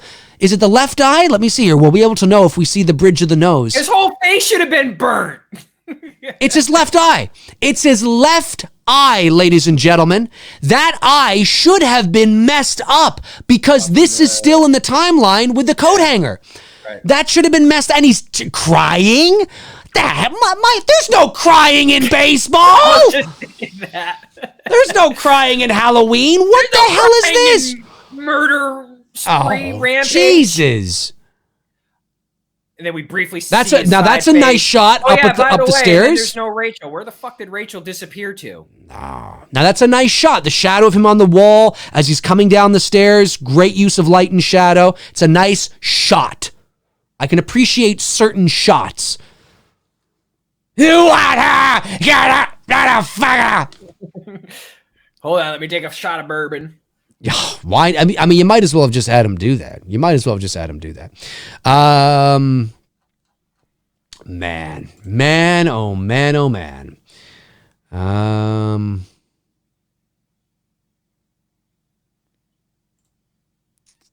Sounds like he's laughing. Coming to your little girl, Michael. Cause the little girl, Michael. Hold on. Okay. It's pretty much. This always reminds me of the end of Friday the 13th, Part 4. Die! Yeah, it does. And again, this is supposed to be Michael going toe-to-toe with Dr. Loomis in the Myers house, and I feel nothing. Because it's not the Myers house. I mean, that's why I don't feel anything, because it's not the Myers house. Now, is he shooting him with tranquilizers? Is that what this is? Yeah, okay. Yeah, tranquilizers. He's about to pick up a big 2x4 and start smashing him over the head and across the face. Die! Die! And there it is. Hey. Die! Makes me think of Tommy Jarvis, Corey Feldman. I love the sound effects. Those late 80s, 90s sound effects, man. Yeah. It's like the Indiana Jones punches. Oh, everything was so over the top, yeah. I love it. You punch somebody, it doesn't sound like that. It's great stuff, though. Patrick Hartnett says, you think Loomis did any damage with his die? He might have. I mean, maybe that's what killed him. Probably. Who knows? Yeah. Robert Ford says, sounds like Sylvester Stallone on drugs. Oh, that's great. I'll die. You know what, though, man? I said this last night watching Halloween 4, that if he was healthy and able to do it, he would be the cherry on this Sunday right now in this new run. Pleasance, having him a part of this. Oh, 100%. Unfortunately, he's healthy, could still do it and act. Totally would have been awesome to have. The only problem is he would have been be up there. He'd be 90. He'd be 98. Be up there. That's what I'm saying. Like, what version are we getting of him? You know what I mean? I think it's safe to say that at 98, he probably wouldn't be in it. Oh, fuck. Here we go. The Film Addict sends a super chat, says, how in the hell can Myers see in general? He got shot in a lorry in H2 and he couldn't see crap after he got shot in H2. I could not agree more. Not only that, but he got literally 100% of his body burnt. Yes, you know what I mean? Exactly. No, exactly. I mean, you have to suspend, and I'm willing to suspend my disbelief a little bit, but that's where, in watching Halloween 4 last night, I caught something that I didn't catch, through all these years of watching 4 was watching George Wilbur's mobility in the limited range he gave Michael in Halloween 4, playing off the fact that Michael was burnt in Halloween 2, which, I missed? Oh, fuck. I lost Tony. Oh, no, I lost Tony. Let me see if I can reconnect him. I lost Tony. Right at the end, I lost Tony. What the heck happened here? Let me see here. Let me get Tony again. Da-na-na-na.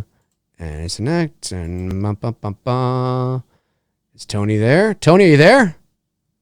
Tony? No, he doesn't appear to be there. Maybe he'll come back. Maybe Tony will come back. We're at the end here, folks. I'm going to take this because this is live. This is what we got to do, and I'll see if I can get Tony back. Jamie's walking through. I forgot to mention, because I passed it, and we were talking with Michael in chains, kneeling next to a water fountain. What the hell is this? What is that? You don't show him vulnerable like that. Kneeling in chains with his mask still on. Like the cops didn't take off his mask. No, they just leave the mask on. And what is he doing? Is he sitting there? Oh shucks, they caught me. What is this?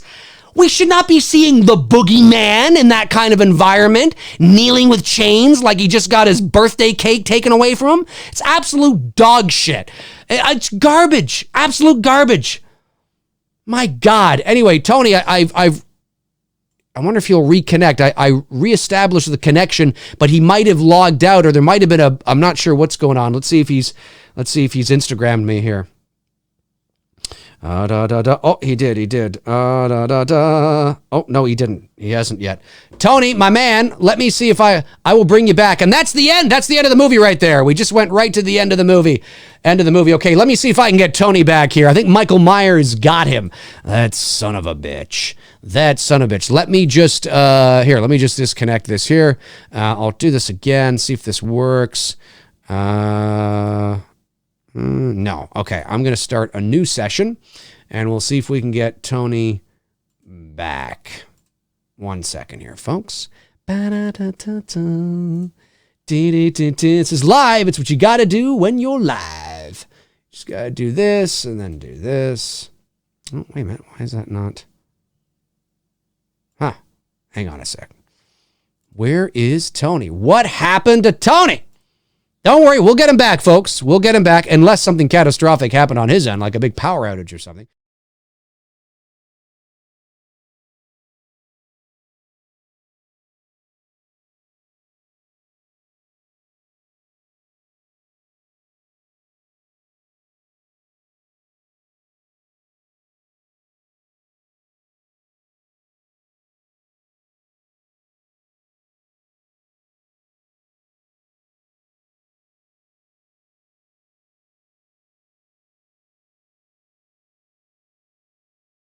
Everybody there. Hello. Can you hear us? Tony, can you say something? I can't hear Tony. Okay. So let's, 1 second, Tony. I wonder what happened there. Let's see if we can get Tony back. I'm going to, where's that little spot? Hold on, wait. Can you hear me? Wow, they can hear me. Yeah, there's nothing coming in on your end, Tony. 1 second. Let's see if we can get this. I know they can hear us. I can hear you. Yeah, I can. Can you hear me? Yeah, you can hear me now, right? You can hear me. Okay, he can hear me, but we can't hear Tony. No, they can. Oh, you guys can hear Tony? Oh, everybody can hear Tony. Everybody can hear both. Fascinating, because I can't hear Tony. That's interesting. Interesting. This is hilarious. So people can hear both of us. Start talking, Tony. Check. 1, 2. I can hear Dave. Yeah, it is going through, but I can't hear Tony. I can't hear Tony in my headset. Dave. That's so funny. Okay, what?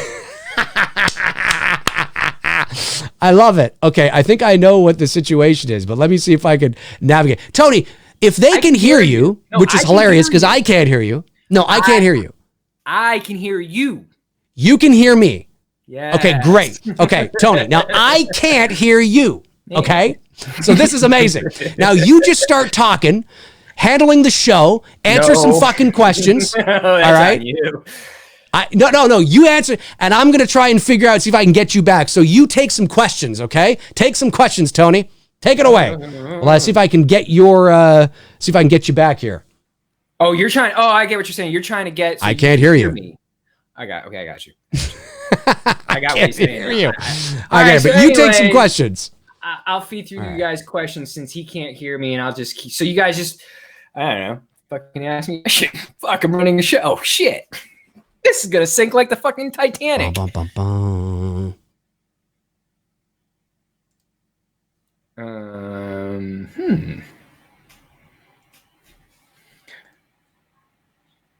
Yeah, no, technology, right? Freaking crazy, guys. Oh, if he were alive, Oliver Mercer, Donald Pleasance would have been 101 today or this year. Still can't. 1 second here. Juan the man. Yes, I agree with you, Juan. Tony, we should do a Scarface movie night. Yeah, Scarface is one of my favorite Pacino movies. Absolutely. Tony, what kind of mic do I have? Rode. Just a Rode. Regular Rode podcast mic. I think that's kind of the common one that everybody uses for podcasting. I don't know. Don't be looking at me. I can't hear you. I'm not a podcaster.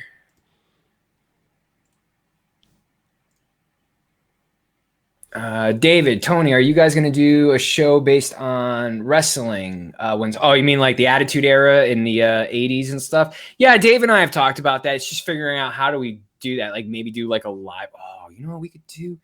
we could do a live watch of like WrestleMania 3. That's like a 3-hour event. So maybe a live watch of WrestleMania 3 highlights, like watch like Randy Savage versus Steamboat, watch Hulk versus Andre, some of those like big matches, and maybe do like watch like some old live, like during the Attitude Era with Austin and The Rock and some of those WrestleManias. That would be fun to do with Dave. But WrestleMania. Now I can hear you.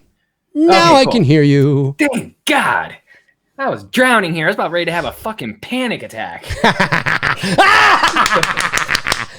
Hey, that's what happens when you go live, folks. So you got to handle those things. I think Dave and I will do some old school wrestling stuff. It's just figuring out how to format it. I think rather than doing like watching all of WrestleMania 3, it would be like watching some of the big matches. Like I said, Steamboat versus Savage, Hulk versus Andre. I think those would be stuff that Dave and I could do and watch maybe part of it. But WrestleMania, man, those were like 3-hour fucking shows. So I think if we could find a way to edit it down and talk to each other and go, okay, let's watch these old matches. Let's watch these old stuff from the Attitude Era with Austin and The Rock. That would be fun to do. Don't you agree, Dave? That was the question. I didn't want to ask you that and set you up without knowing what the question was. So that's why I sort of repeated it. Yes, I absolutely. Ooh, I'm coming in hot there. Coming in hot. Why is that doing that? Let me just see. Oh, Michael Myers. No, I hadn't seen The Invisible Man. I was looking forward to it until Blumhouse decided to charge you $20 to rent it. I'm like, get out of here. I'm not paying $20 to rent your movie. I'll pay $20 to buy it. Yeah, I haven't watched it yet either. Let me see here. Great. So we are back. Do I sound back? No, you sound good to me, dude. Sound good? I feel like I'm coming in a bit louder. But that's okay. All right. I mean, we'll see what happens here. Oh, wait a minute. Right, take control, man. You brush your teeth. Okay, so yeah, I'm back. Sorry about that, folks. I am back. The man behind the mask. Yeah, that sounds fine. Okay, so let me just go back and see if I missed any super chats while that was going on. I don't think I did. No, the Filmatic was the last one. Yeah. Awesome. Okay, so that's good. We didn't miss any. All right, let's see here. All right. So yeah, that was Halloween 5, man. That was Halloween 5. And while we were talking, while you got disconnected, it totally threw me off. Yeah, it totally threw me off because I missed one of the biggest moments I like to gripe about, which thankfully I was. What do you mean? It's the most iconic moment. Fuck, it's such a shit show. Seeing him kneeling in chains next to a water fountain, like he's praying with his mask still on. Yeah, who goes into a cell with their mask on? The hell is that? He looks like a disheveled little twerp that just got his ass kicked by the high school bully or something. It looks awful. It's awful. Been better if his mask was off. Oh yeah. You know what I mean? Like you don't leave the. I mean, his mask. No. Not that the scene was good, but you at least would have been more believable if the mask was off. Right. Yeah, I agree. Let me see here.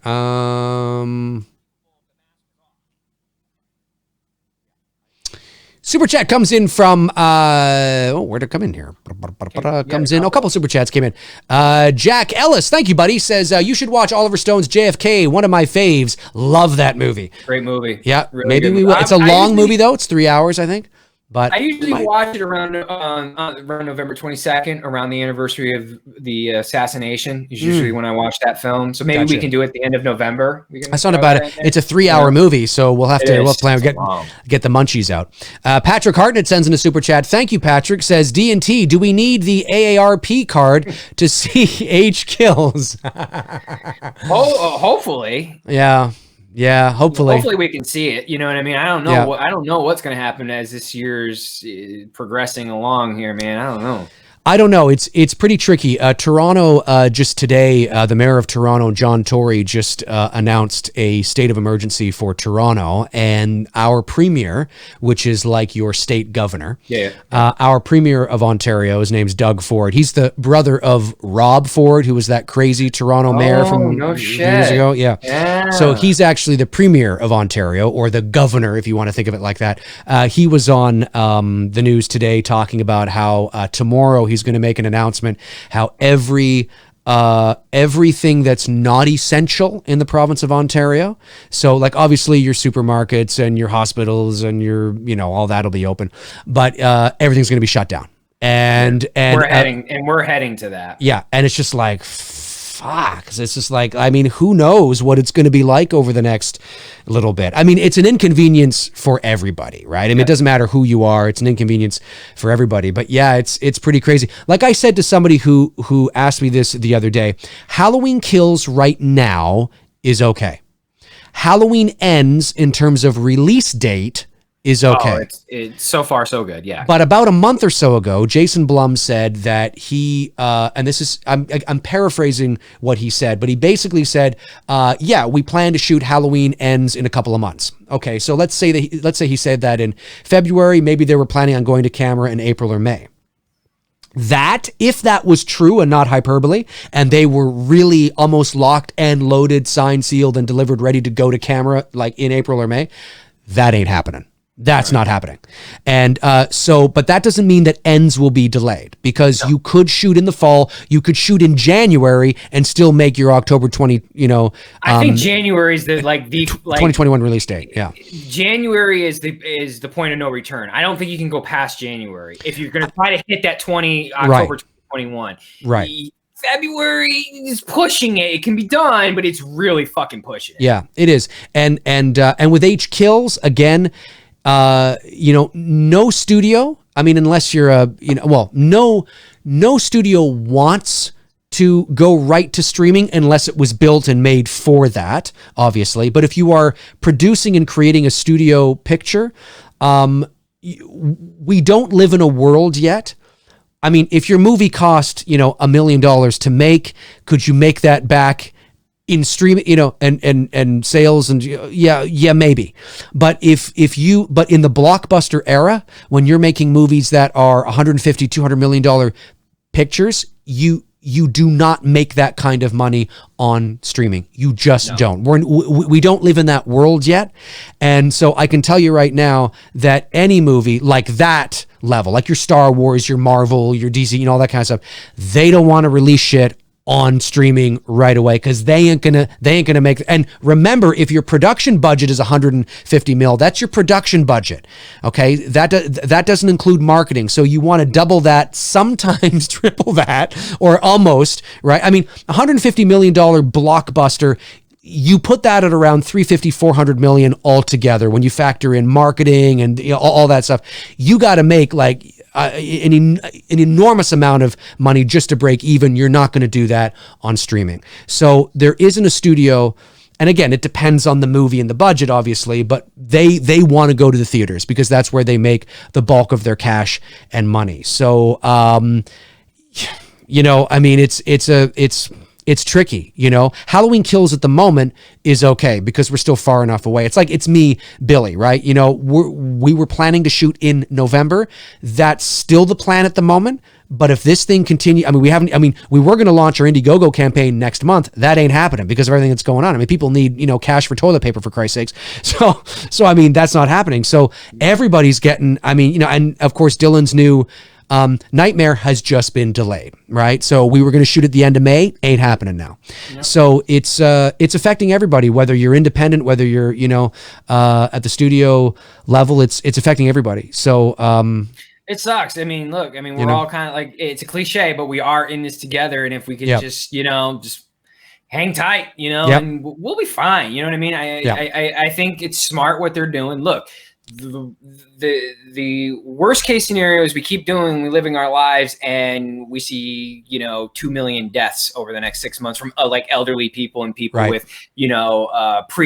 existing medical conditions, which is what this thing seems to be really hitting. It's those people. If you have something pre-existing, right? I'm not saying healthy people don't get it, but healthy people like ourselves and athletes, we at least have a fighting chance because our immune system's strong enough to combat it. It's not a guarantee, but we've given ourselves that type of a chance to fight it. Not a lot of people have. So I'd rather take the precautions now, and so this way they can nip this shit in the bud. And I'm pretty much at home most of the time fucking anyways, dude, other than doing photo shoots and shit. I'm not okay, I go out and take pictures, but you know what I mean? Like, I'm not, I understand. I'm not a people person. I don't go out to clubs. I don't go out to parties. the most that I ever do is usually my photo shoots with friends, or if I go riding, and that's really it. Right. I don't like the, I hear the you. social distance thing. I've been doing social distance for like the last 40 years. Well, it's funny.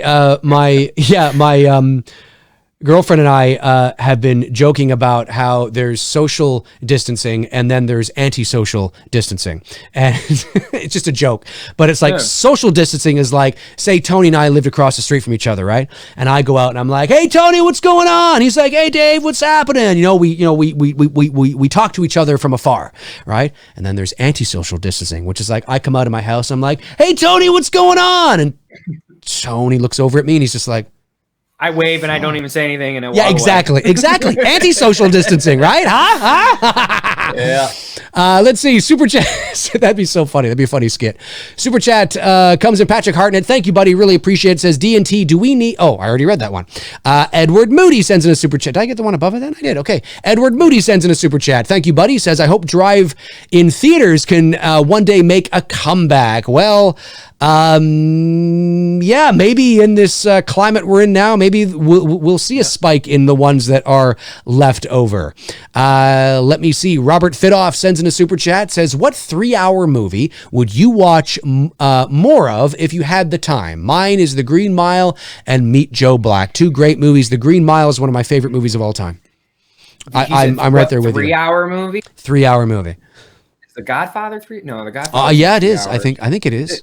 Probably be if The Godfather is 3 hours, it would be The Godfather. Let me check with Google. If not, then I'm going to say Godfather 2 would be my backup, because I know that's Godfather's 2 is very fucking close to 3 hours. Hey Google, how long is The Godfather? The running time of The Godfather is 2 hours and 58 minutes. 2 hours, 58 minutes. It's 3 hours. It's 3 hours.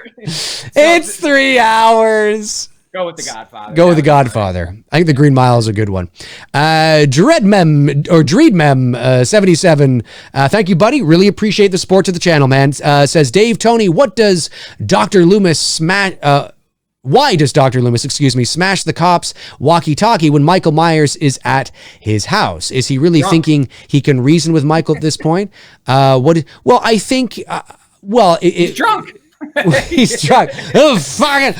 I hate this bottle of bourbon, and he thinks it's a bottle of bourbon, and he thinks he's smashing it against the wall. No, what it really is that he doesn't want any law enforcement there. He wants to go toe-to-toe, one-on-one with Michael Myers, because he truly believes that this is what it's come down to. It's him and Michael and him. He doesn't want any outside interference, and that's why he smashes the walkie-talkie, essentially. Jeremy, is this the last live Halloween commentary you guys are planning until? No, dude, we haven't watched Halloween 3 yet. We haven't watched Halloween 6. Resurrection, H2O, Rob Zombies 2. We've got Halloween 2, 81. We've still got a few on the list that we actually haven't done. So yeah, no, I mean, there's some cool ideas that I'm going to talk to, like Halloween stuff related. I'm going to talk to Dave after the stream that you guys will appreciate. Sure. What's going on in the chat here? I noticed there's a lot of.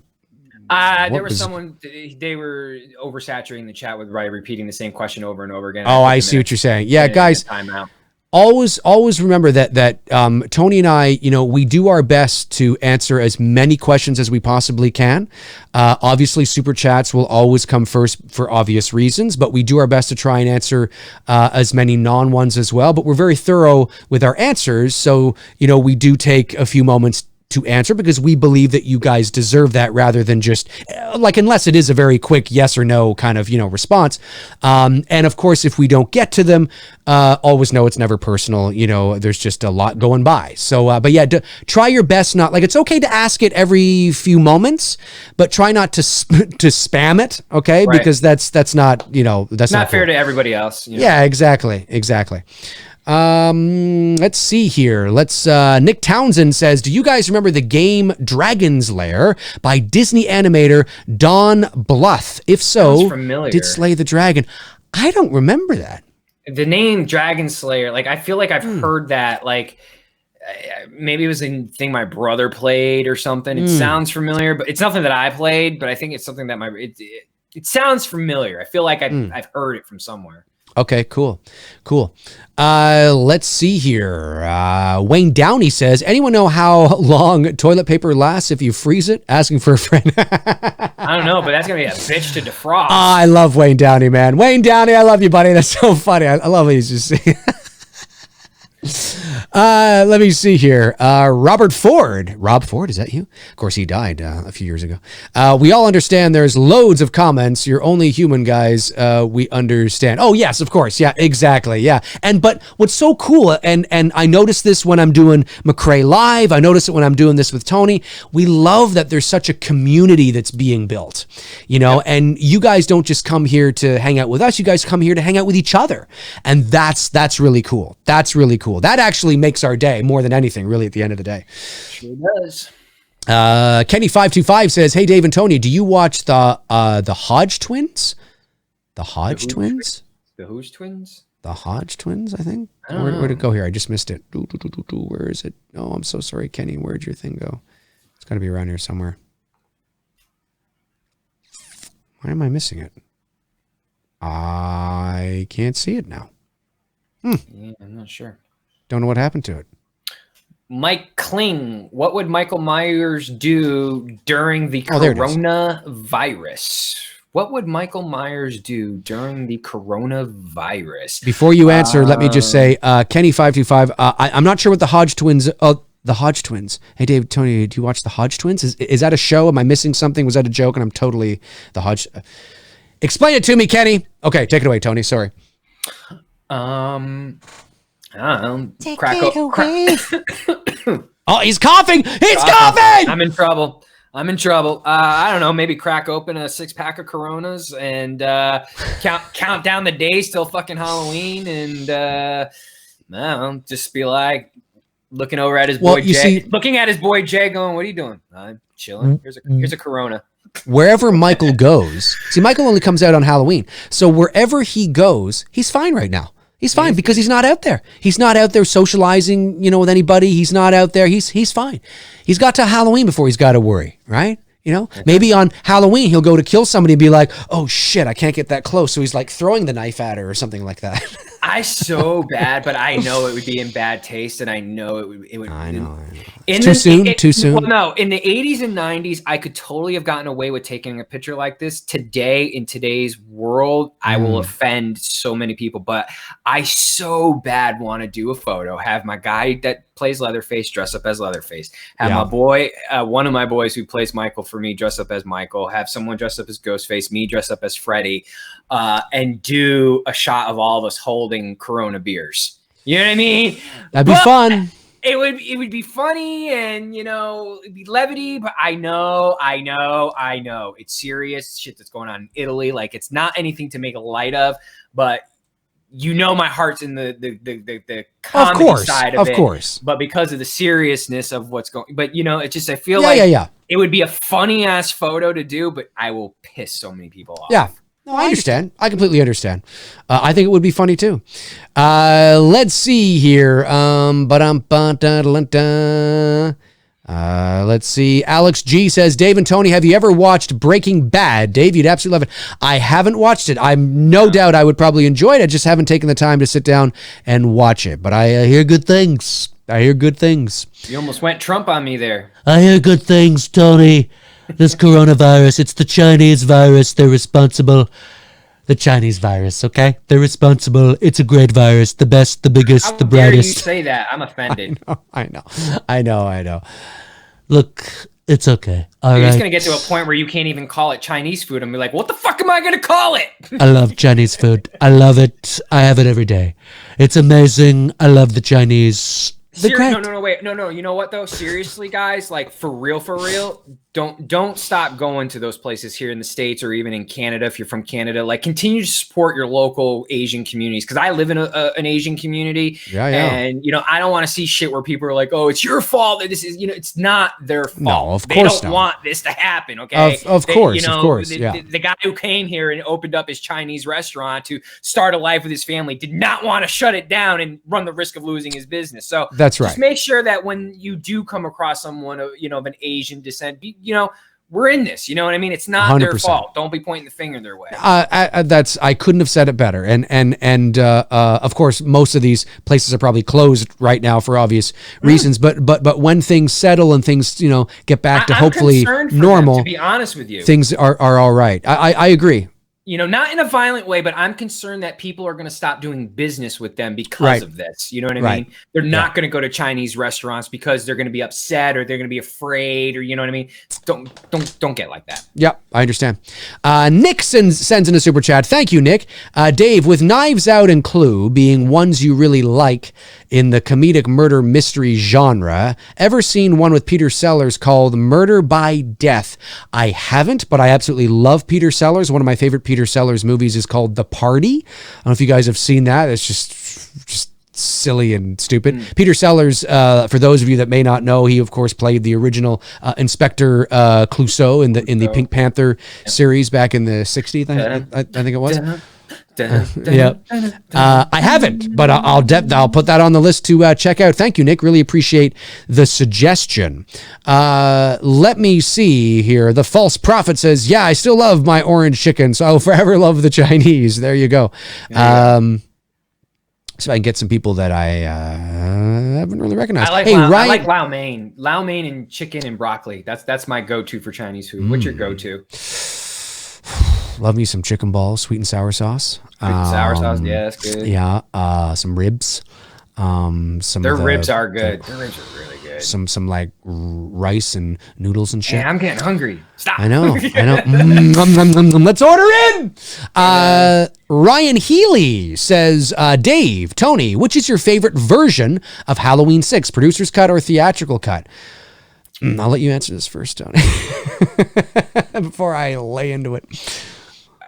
None. I don't like any of the film. That was probably one of the most it was the worst experience I ever had in a movie theater. Even though I walked out of Halloween 2, I walked out of Halloween 2 like, this sucked. You know what I mean? I walked out of The Curse of Michael Myers, and my ex-girlfriend, who's still one of my closest friends to this day, the look of disappointment on my face, like she saw, literally, she said, "You look like someone killed your dog." Like, I was so disappointed with the. I wish I could have been there. Oh, you would have been taking a photo. Like, I gotta save this because it's like I literally the life was sucked out of me. I was so disappointed because one, Danielle Harris wasn't in it. Had no clue. I had no fucking clue that she was not going to be in it. I thought she was going to be in there. Then the fucking payoff of who the Man in Black was like, this is what I've waited 6 fucking years for. Right. Yeah. Okay, well, I mean, then killing her off, or Jamie off in the first act, the same thing was like, what in the fuck? So yeah, I was just very disappointed. Gotcha. Yeah, no, I get it. For me, I'm pretty much the same way. Look, the producer's cut is better in the sense that it gives more context to things that feel unfinished or left out from the theatrical cut, but it's still the same story. It's still going in the same direction. It's still, it's the same movie. It's not like it's a different story, and had nothing to do with it. It's still the Cult of Thorn. It's still ridiculously. I just don't like it. I don't like the story. I don't like the movie. I remember seeing Halloween 6: The Curse of Michael Myers in the movie theater, and I've told this story before, so I will be brief. I went with my buddy Bruce. Bruce, obviously, we've known each other a long time. That Bruce and I. And in '95, I was 16. He was 15, and I always, of course, it was rated R here, and I was always I always was 16, but I kind of looked like I do now. It's like I look like my voice was always kind of, So I was able to get in, and Bruce couldn't get in because he was 15 and he looked 15 and he sounded 15. So I was 16, looked 30, sounded 40, so Bruce instead went and saw 7. Because 7 was playing in the movie theater at the same time. Right, it was. It was. Now, 7 is arguably one of the greatest psychological thrillers in the history of motion pictures. Little did we know at that time that I could have had the opportunity to see a classic movie of its genre in the theater. No, I was so hell-bent on going to see, because I'd never seen a Halloween film in the movie theater before. This was going to be my first one. And I was like, no, I got to go see. So Bruce went and saw 7 because he couldn't get in. And he should have just fucking come into the theater anyway. But the box office was like, watching us, fucking go in there, fucking kids. Anyway, he went and saw 7, which funny enough wasn't rated R. It was like, here in Canada, it was like 14A or something like that. You had to be 14 to get under or something like that. So he went and saw 7. I went and saw Halloween, The Curse of Michael Myers, and I came out and that movie ended before 7, maybe like 15 minutes before, or something like that. So I'm sitting on a little bench outside of the theater, not outside, but, in the lobby area where the popcorn is and everything, waiting for Bruce to get out of 7. And Bruce comes out of 7. Everybody's walking out and the buzz was like, oh, what'd you feel? Oh my God, she's fucking ending. It was like, oh my fuck, And I'm like, what the fuck? Holy shit, sounds like a fucking wild movie. And then Bruce comes over to me and the same thing. He's like, you look like you just lost like your best friend or something. Like me. You look like you just lost me. Yeah. And I'm like, yeah, it was just. And then because of course, at that time we took the bus over to the theater. So on the bus on the way back, he's telling me like all about like the fucking this, fucking that, and fucking this, fucking that. And then when it came time for me to tell him about Halloween 6, I was like, I got nothing. Dude, okay, you know me now, even though we haven't met physically face to face, but you know me enough to know my personality. I turned down the booty. That's how disappointed I was. Wow. He was offering the booty, and I was like, nope. I was so pissed walking out of that theater and so fucking disappointed. Do you want to know what it is? Do you want to do the producer's cut when we do watch it though? Yeah. Here's the thing. Look, I don't like Halloween 6, The Curse of Michael Myers. And the reason I don't like it is because I don't like the movie. I don't like the story. I will say this. Halloween 6, The Curse of Michael Myers has better mood and atmosphere than Halloween 5 does. I would rather watch 6 than 5. I would rather watch 6 than 5. Sure. But there was 6 years as a kid, from the time I was 10 to the time I was 16. As a Halloween fan, I had been waiting to know who the fuck the man in black was, who stole Jamie, who got Michael out of there. What does this all mean? And that is your explanation? Like, really? Are you fucking kidding? Are you fucking kidding me? It was so disappointing. So disappointing. You have to remember, folks, none of this that we're doing right now existed. Okay? That's right. All we had were our VHS tapes. Was DVD? No. Very early. I mean, the DVD. I remember going into a store in a mall when I was in college. Okay, so this would have been like 98, 99. Yeah. And I remember seeing it would have been early 2000, because funny enough, it was The Green Mile on DVD, and that movie was like $49 to get it on DVD because it was like really new. It's DVD, and this would have been like 2000. Okay. So I mean, DVD. No. There was no DVD. I mean, it was VHS. You didn't have these internet sites and all this stuff, these Halloween chats. You didn't have guys doing this online and watching and talking about not at all. Nothing. So for 6 years of, like Dave said, from our childhood, we have been left in suspense to know what happened to Jamie, what's going on with her, what's this dude in black all about, what's going on with Michael, and then this is our fucking, like Dave said, this is the first Halloween movie Dave and I are going to get to see on the fucking big screen. So going into it, I was like fucking a kid on Christmas Day. I was so excited. Exactly. My girl, like, this is like, I'm going to get to experience. Now, was she a Halloween fan?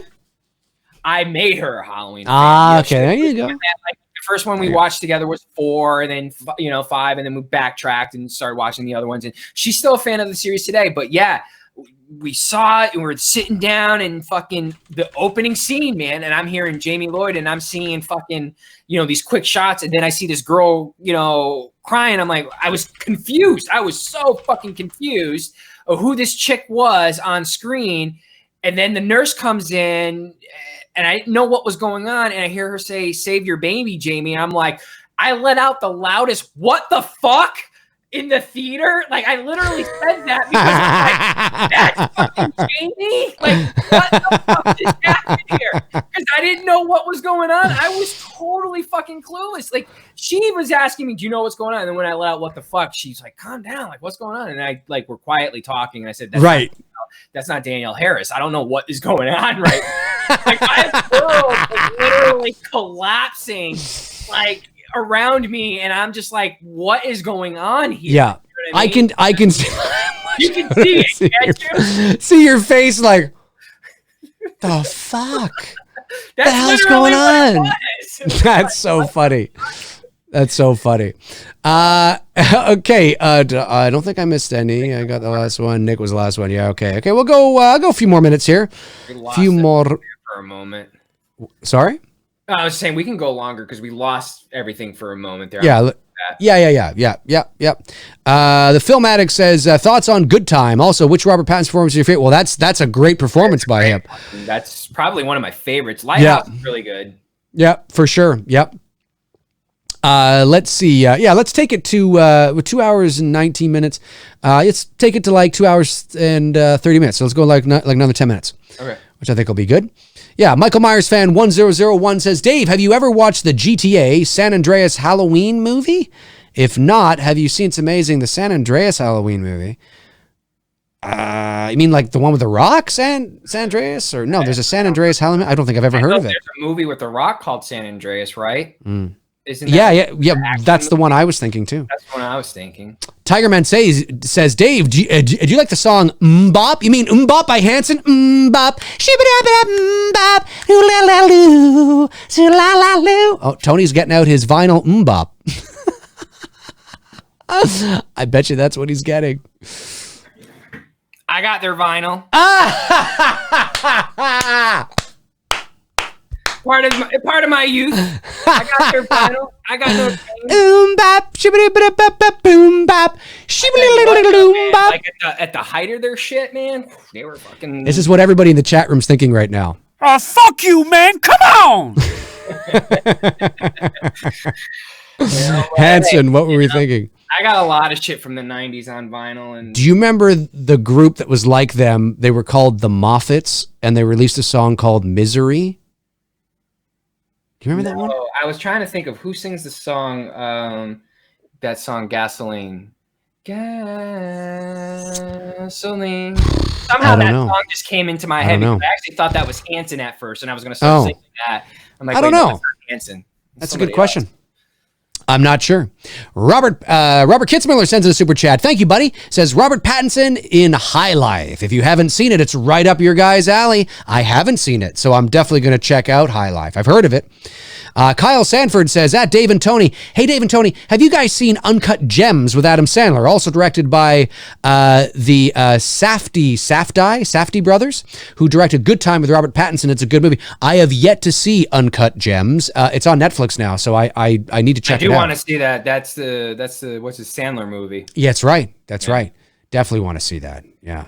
Vegas Courier says, beard or no beard? Beard. Beard. All great directors have beards. Yeah. Kubrick. This thing is never going. In fact, I'm going full like Mountain Man. I'm gonna just keep it going. Yeah, Kubrick, Spielberg, Lucas. Well, he's not a great director, but he's a great visionary. He's a great visionary. I said he's a great visionary. He's not. Well, he isn't a great director. He's a great visionary and storyteller. He's the greatest writer of all time, man, in movie history. Anakin, you're going down a path I cannot follow. Can we just? I don't like it. Can we abbreviate that? And it gets everywhere. Listen, he's not a bad. He got his anyway. George. We love you, George. We love you, George. Chris Baber says to the channel, thank you, Chris. Really appreciate that, man. Chris is awesome. Hey, Chris sent me. Look at that. Isn't that mask back there? Fucking awesome, Chris. Fucking Chris sent me that one too. And then the guy who made that one made me that one. Amazing. Yeah, you got to put me in touch with that guy because that looks really good too. Well, I think if Chris sent you the mask that he sent me, it's the same guy that made your okay. mask. Cool. I think it's the same. I think, Chris, correct me if I'm wrong. Because I'm in the market for another really great H1 mask. I'd love to have another H1 mask. I want you can never have too many great H1 masks. Chris Baber says, to the vinyl. Awesome stuff, man. Awesome stuff. Let me see. Oh, Vaseline, Flaming Lips. It's why did I say gasoline? Flaming Lips. You know what I think when I think of Flaming Lips? Oh, you know what I was thinking of? Pitbull song, Gasolina. That's what I was thinking of. Oh. And I mixed it up with Vaseline, Flaming Lips, and yes, Flaming Lips. That's right. Thank you, Aaron Click. Appreciate it, bro. When I think of Flaming Lips, I think of when I was in college. I know people are thinking, oh, God, is this going to be that kind of story? No. My radio professor, because in my first year of college, I took radio, TV, and film. And my radio professor was Chris Jenneret, the son of the play-by-play announcer for the Buffalo Sabres, Rick Jenneret. And so his son was my radio professor. And quick story, off track, but it's funny. One of Rick Jenneret's, the play-by-play announcer for the Buffalo Sabres, one of his most famous calls was back in like 1993 or 4 or whatever. There was a player on the Buffalo Sabres named Brad May. And the Sabres at this point hadn't been out of the first round of the playoffs in like 20 years or something. And it was game 7. They're playing the Boston Bruins and it's overtime. And Brad May dipsy doodles around Ray Bourque, who was one of and is one of the greatest defensemen of all time, and goes in and scores. And Rick Jenneret, who's the play-by-play announcer, again, as I said, the Sabres, is losing his mind going, it's Mayday, Mayday, Mayday, Brad May. He's one of the greatest one of the greatest sports play-by-play announcers of all time. He's still doing it and he's like 80. Anyway, so he's got to be retiring soon. Anyways, his son was my radio professor.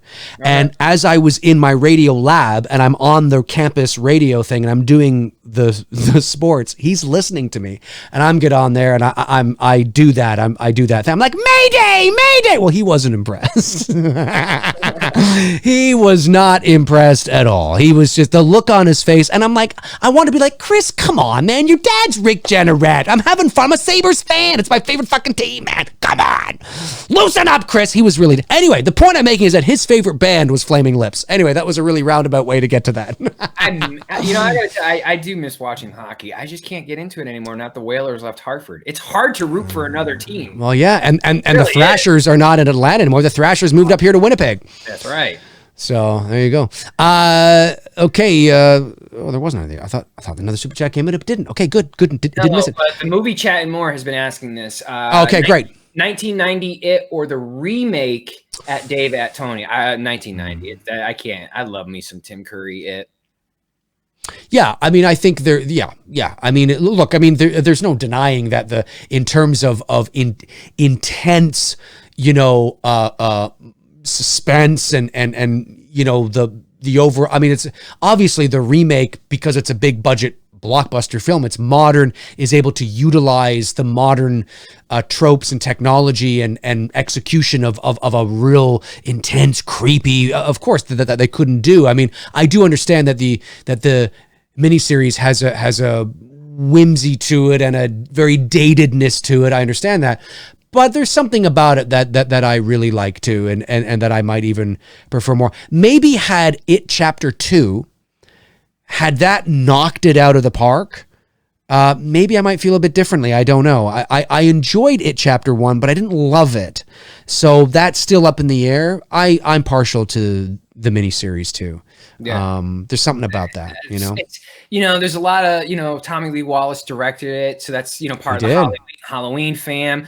Yeah. It's like, that's what we had, I remember the It TV series coming on once a year and it was an event, you know what I mean? It was. You anticipated it, because you knew it was, when did they usually play that? Was it around springtime? I can't remember.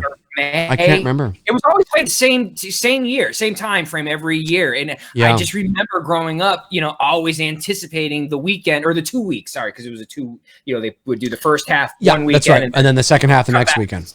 Second half the next weekend. It's crazy how that was once our life, And that was once our life. And what's interesting is I agree that Chapter 2 is not as I'll just say this. I'll just say it plainly, 2, I guess. 90 or new? 90. I understand that part 2, I guess, is not as good as maybe part 1. I understand that the current It Chapter 2 obviously is not as good as part 1. But you know what's interesting is that I watched the miniseries, maybe about a year or so ago. And I actually found myself, I think it was in the preparation for when we did the show on it. And we talked about it, right. Right. I actually found myself enjoying the second half quite a bit. Now, I don't know if it's because, and I'm not saying it's as good as the first, but I'm wondering if it's because when I was a kid watching watching that miniseries, obviously as a young boy, because it came out in 1990, so we would have been 11. Right. Yeah. And if they played it throughout the first few years, 11, 12, 13, naturally as young boys, we gravitate to the kids. Right. So we find that part of the story very interesting. We can live vicariously through that a little bit. We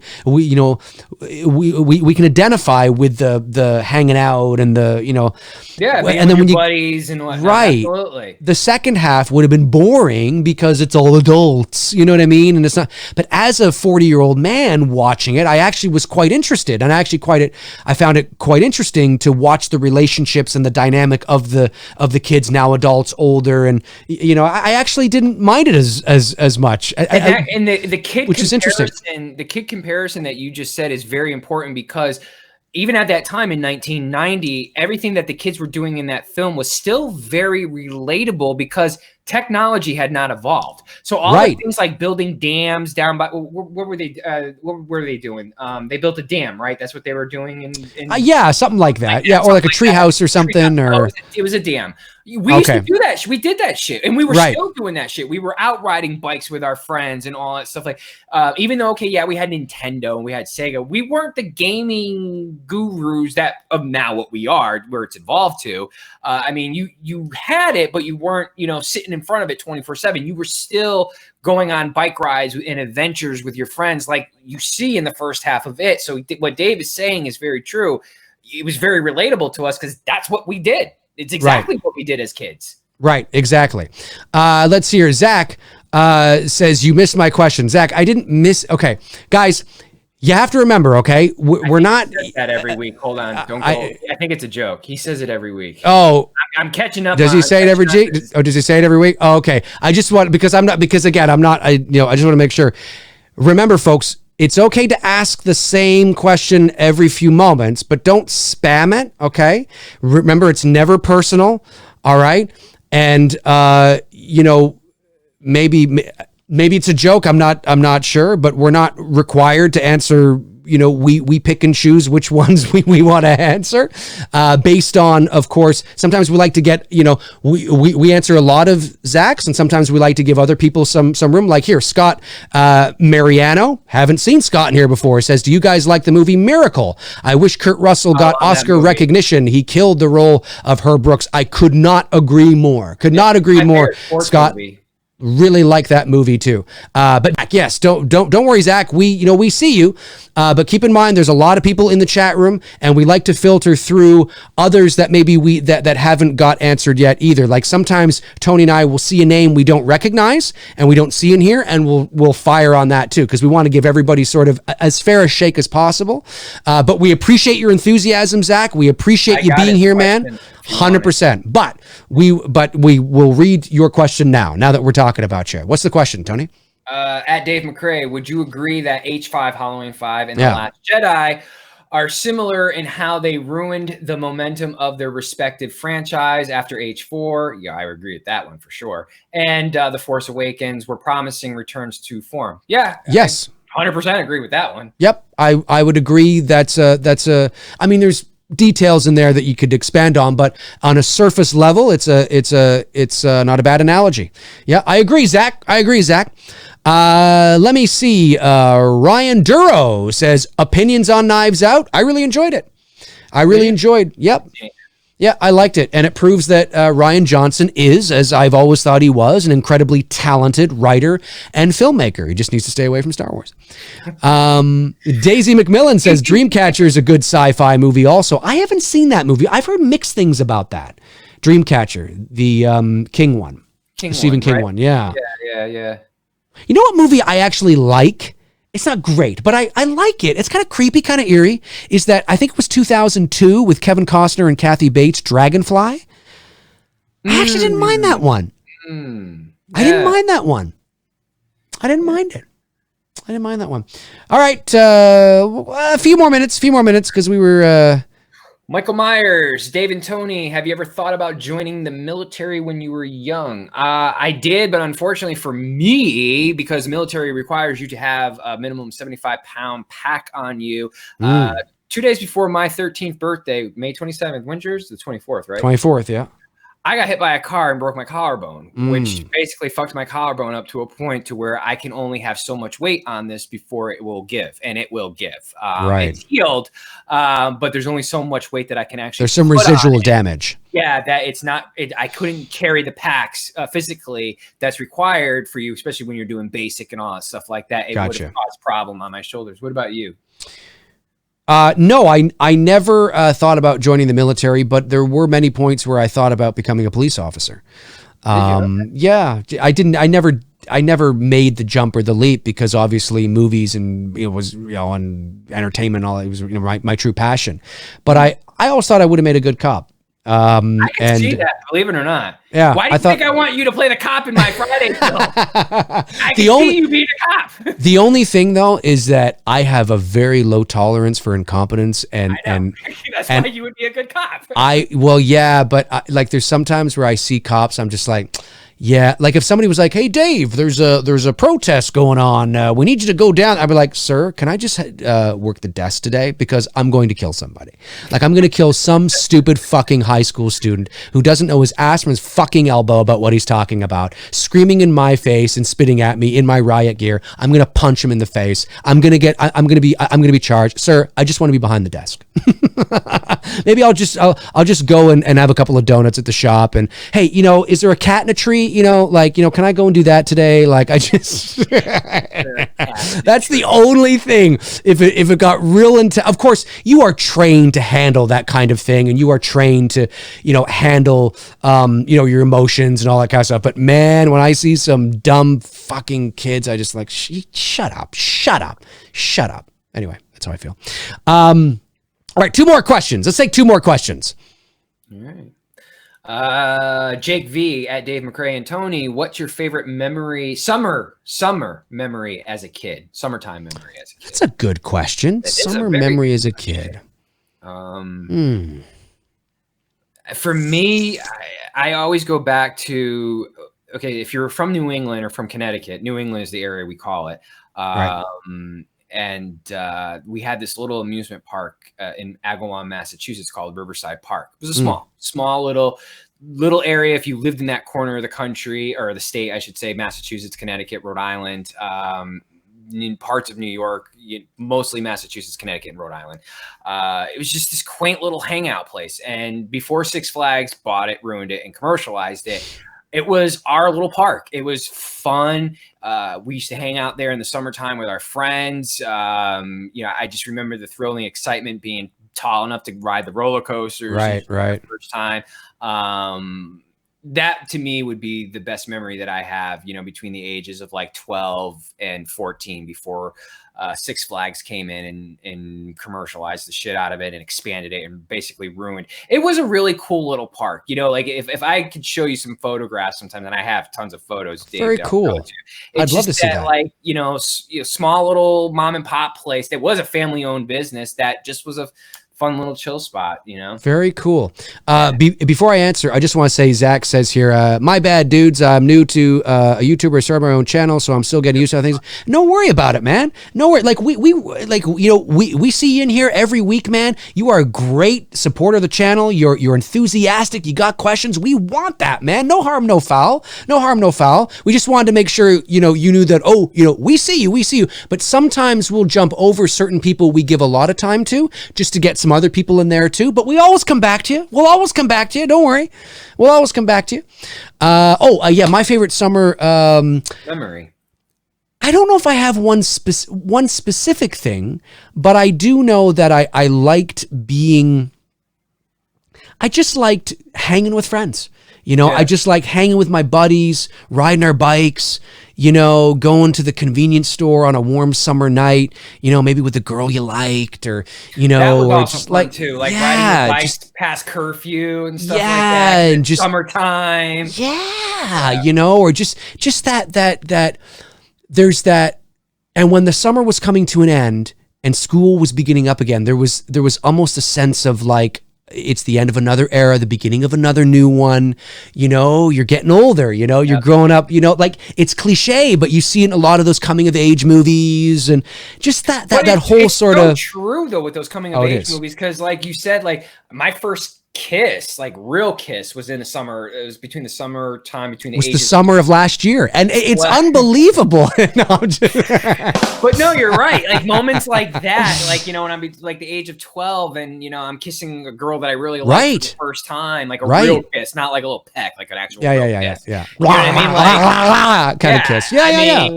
You know, but it's those moments, it's coming of age. You know what I mean? You're crossing over from your childhood now into a different point in your life. And even like those little things that he's talking about, yeah, those are good times, man. Yeah, absolutely. 100%. All right, last question of the night. And the last question of the night is going to go to... Well, this is a good one. This is a good one because it's capitalizing on sort of what we did. So this is a good one. Edward A. Sordo says, "What's good, Dave and Tony? Most dangerous moment during your childhood?" I just said it like a moment ago. The car. The car. I got Okay. hit by a car. All right. Okay. We'll take one. All right. We'll take tough to top that one. We'll take one more after this. Then I'll just answer this on my own. I would say that it was probably well, there's two. In 1995, in January of '95, I got chickenpox late in my life. That's when I got it. I was almost 16. I did. I was 15. Damn, that can kill you at that age. Yes, it can. And I got encephalitis from it. I had a seizure. Now, everything I'm telling you, I don't remember. Okay. I'm being, you know, I was told this. I had a seizure. The last thing I remember was lying on the couch watching the end credits to America's Funniest Home Videos. The Bob Saget show? Right. And I yes, exactly. Because that's how old we are. So I remember the credits going up, and I remember there was a horse on there, and the credits were going by. And then the next thing I remember is waking up in the hospital 2 days later. Literally. Damn. And what I was told was I had a seizure. And my dad came, because my dad had just came back from the television station where he was doing a sports show, and he came back and he was upstairs with his shirt off to kind of get, you know, the makeup off his face. You know, he's washing his hands, just kind of getting undone, you know. And my stepmother called out to him like, "Earl, there's something wrong with Dave. My dad comes down the stairs. I'm having a seizure." Apparently they call, you know, 911. And of course, when you call 911, obviously not just the ambulance shows up, but the firemen show up. And these, like my dad said, like these 6'4", 250-pound, like big firefighters come through the door, and they're trying to, you know, get me. They're trying to, you know, and all. It's just a big whole fucking thing. And I was taken to this hospital, and I was transferred by police escort to another, because I'm just that fucking amazing. No, it's because they didn't know if I was going to live. Yeah. So they needed to transfer me to the children's hospital because they were better equipped for, obviously I was only 15, right? Anyway, long story short, I survived, but they put me into a medically induced coma. And because there was swelling and all that kind of shit, and it was serious enough that my mother, because my parents were divorced, that my mother lived here in Toronto and I lived in Ottawa, which is like 4 hours apart. So they said that it's probably best if his mom does come, and so she came, and they drove all through the night, and it was a crazy thing. And I woke up, I made a full recovery. I was in the hospital for about 12 or 13 days. And I did end up making a full recovery, and I that was my I think that might have been my Facebook going off. No, that's an email actually. So, and then I made full recovery. I was able to go back and play hockey.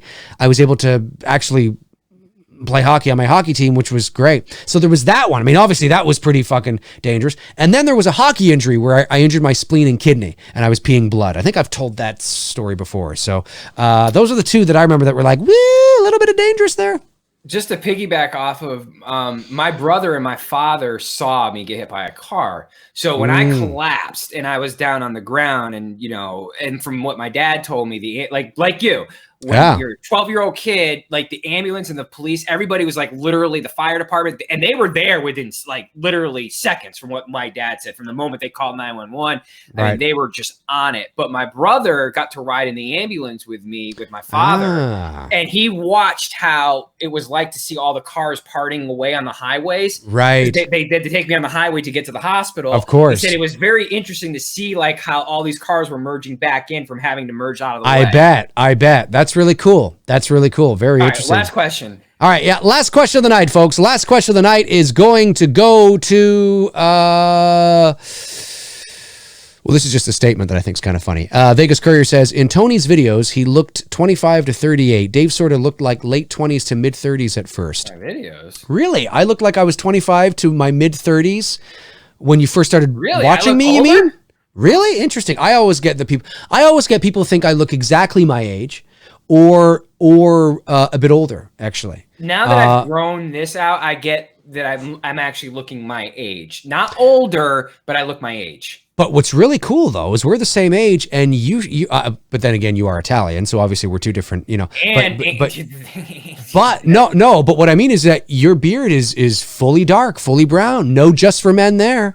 I attribute that more to the gypsy side because my mother's side of the family is gypsy, so that's where the little gypsy blood and Italian. My dad being Italian definitely. Yeah, maybe. I'm fortunate. The only bad I'm very thing gray is here now. I got a nice little circle up there. So Oh yeah. Well, it happens. It happens. Goes.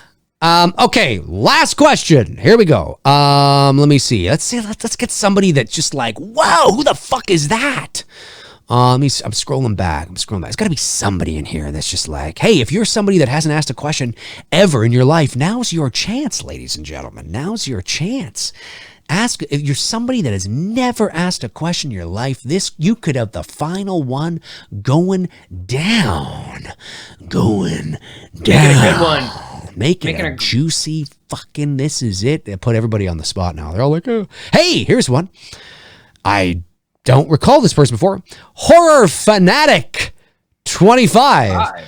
Who do you think is the best final girl? Rachel from Halloween or Megan from Friday the 13th Part 6? This is for Tony. I'm going to leave it to Tony because this is a Tony question. This is the last question. Tony. That's not fair. Oh, yes, it is. Because I love both of them. Well, I did, in fairness, I did do my top 5 on Instagram the other day. And I did do my top 5 final girls. And it's Nev, obviously, Campbell, Scream, Amy Steele, Friday 2, Ellie Cornell, Halloween 4, Jennifer Cook, who plays Megan in Friday 13th Part 6, and then Heather Langenkamp from Nightmare on Elm Street. That's my top there they 5. are. So according to that top 5, then on his... I would say Rachel over Megan, but Rachel over Megan. There it is, folks. There it is. Hey, ladies and gentlemen, that is going to... What about me? Oh, me. Well, I see. It was more of a Tony kind of question. What about me? I probably Ryan Healy. Here's a question for you. Well, I'd probably take Rachel too. If you could change one thing in the Halloween franchise, what would it be, Dave? There's your question because this is a good one for you. If I could change one thing in the Halloween franchise, I would have stopped after Part 2.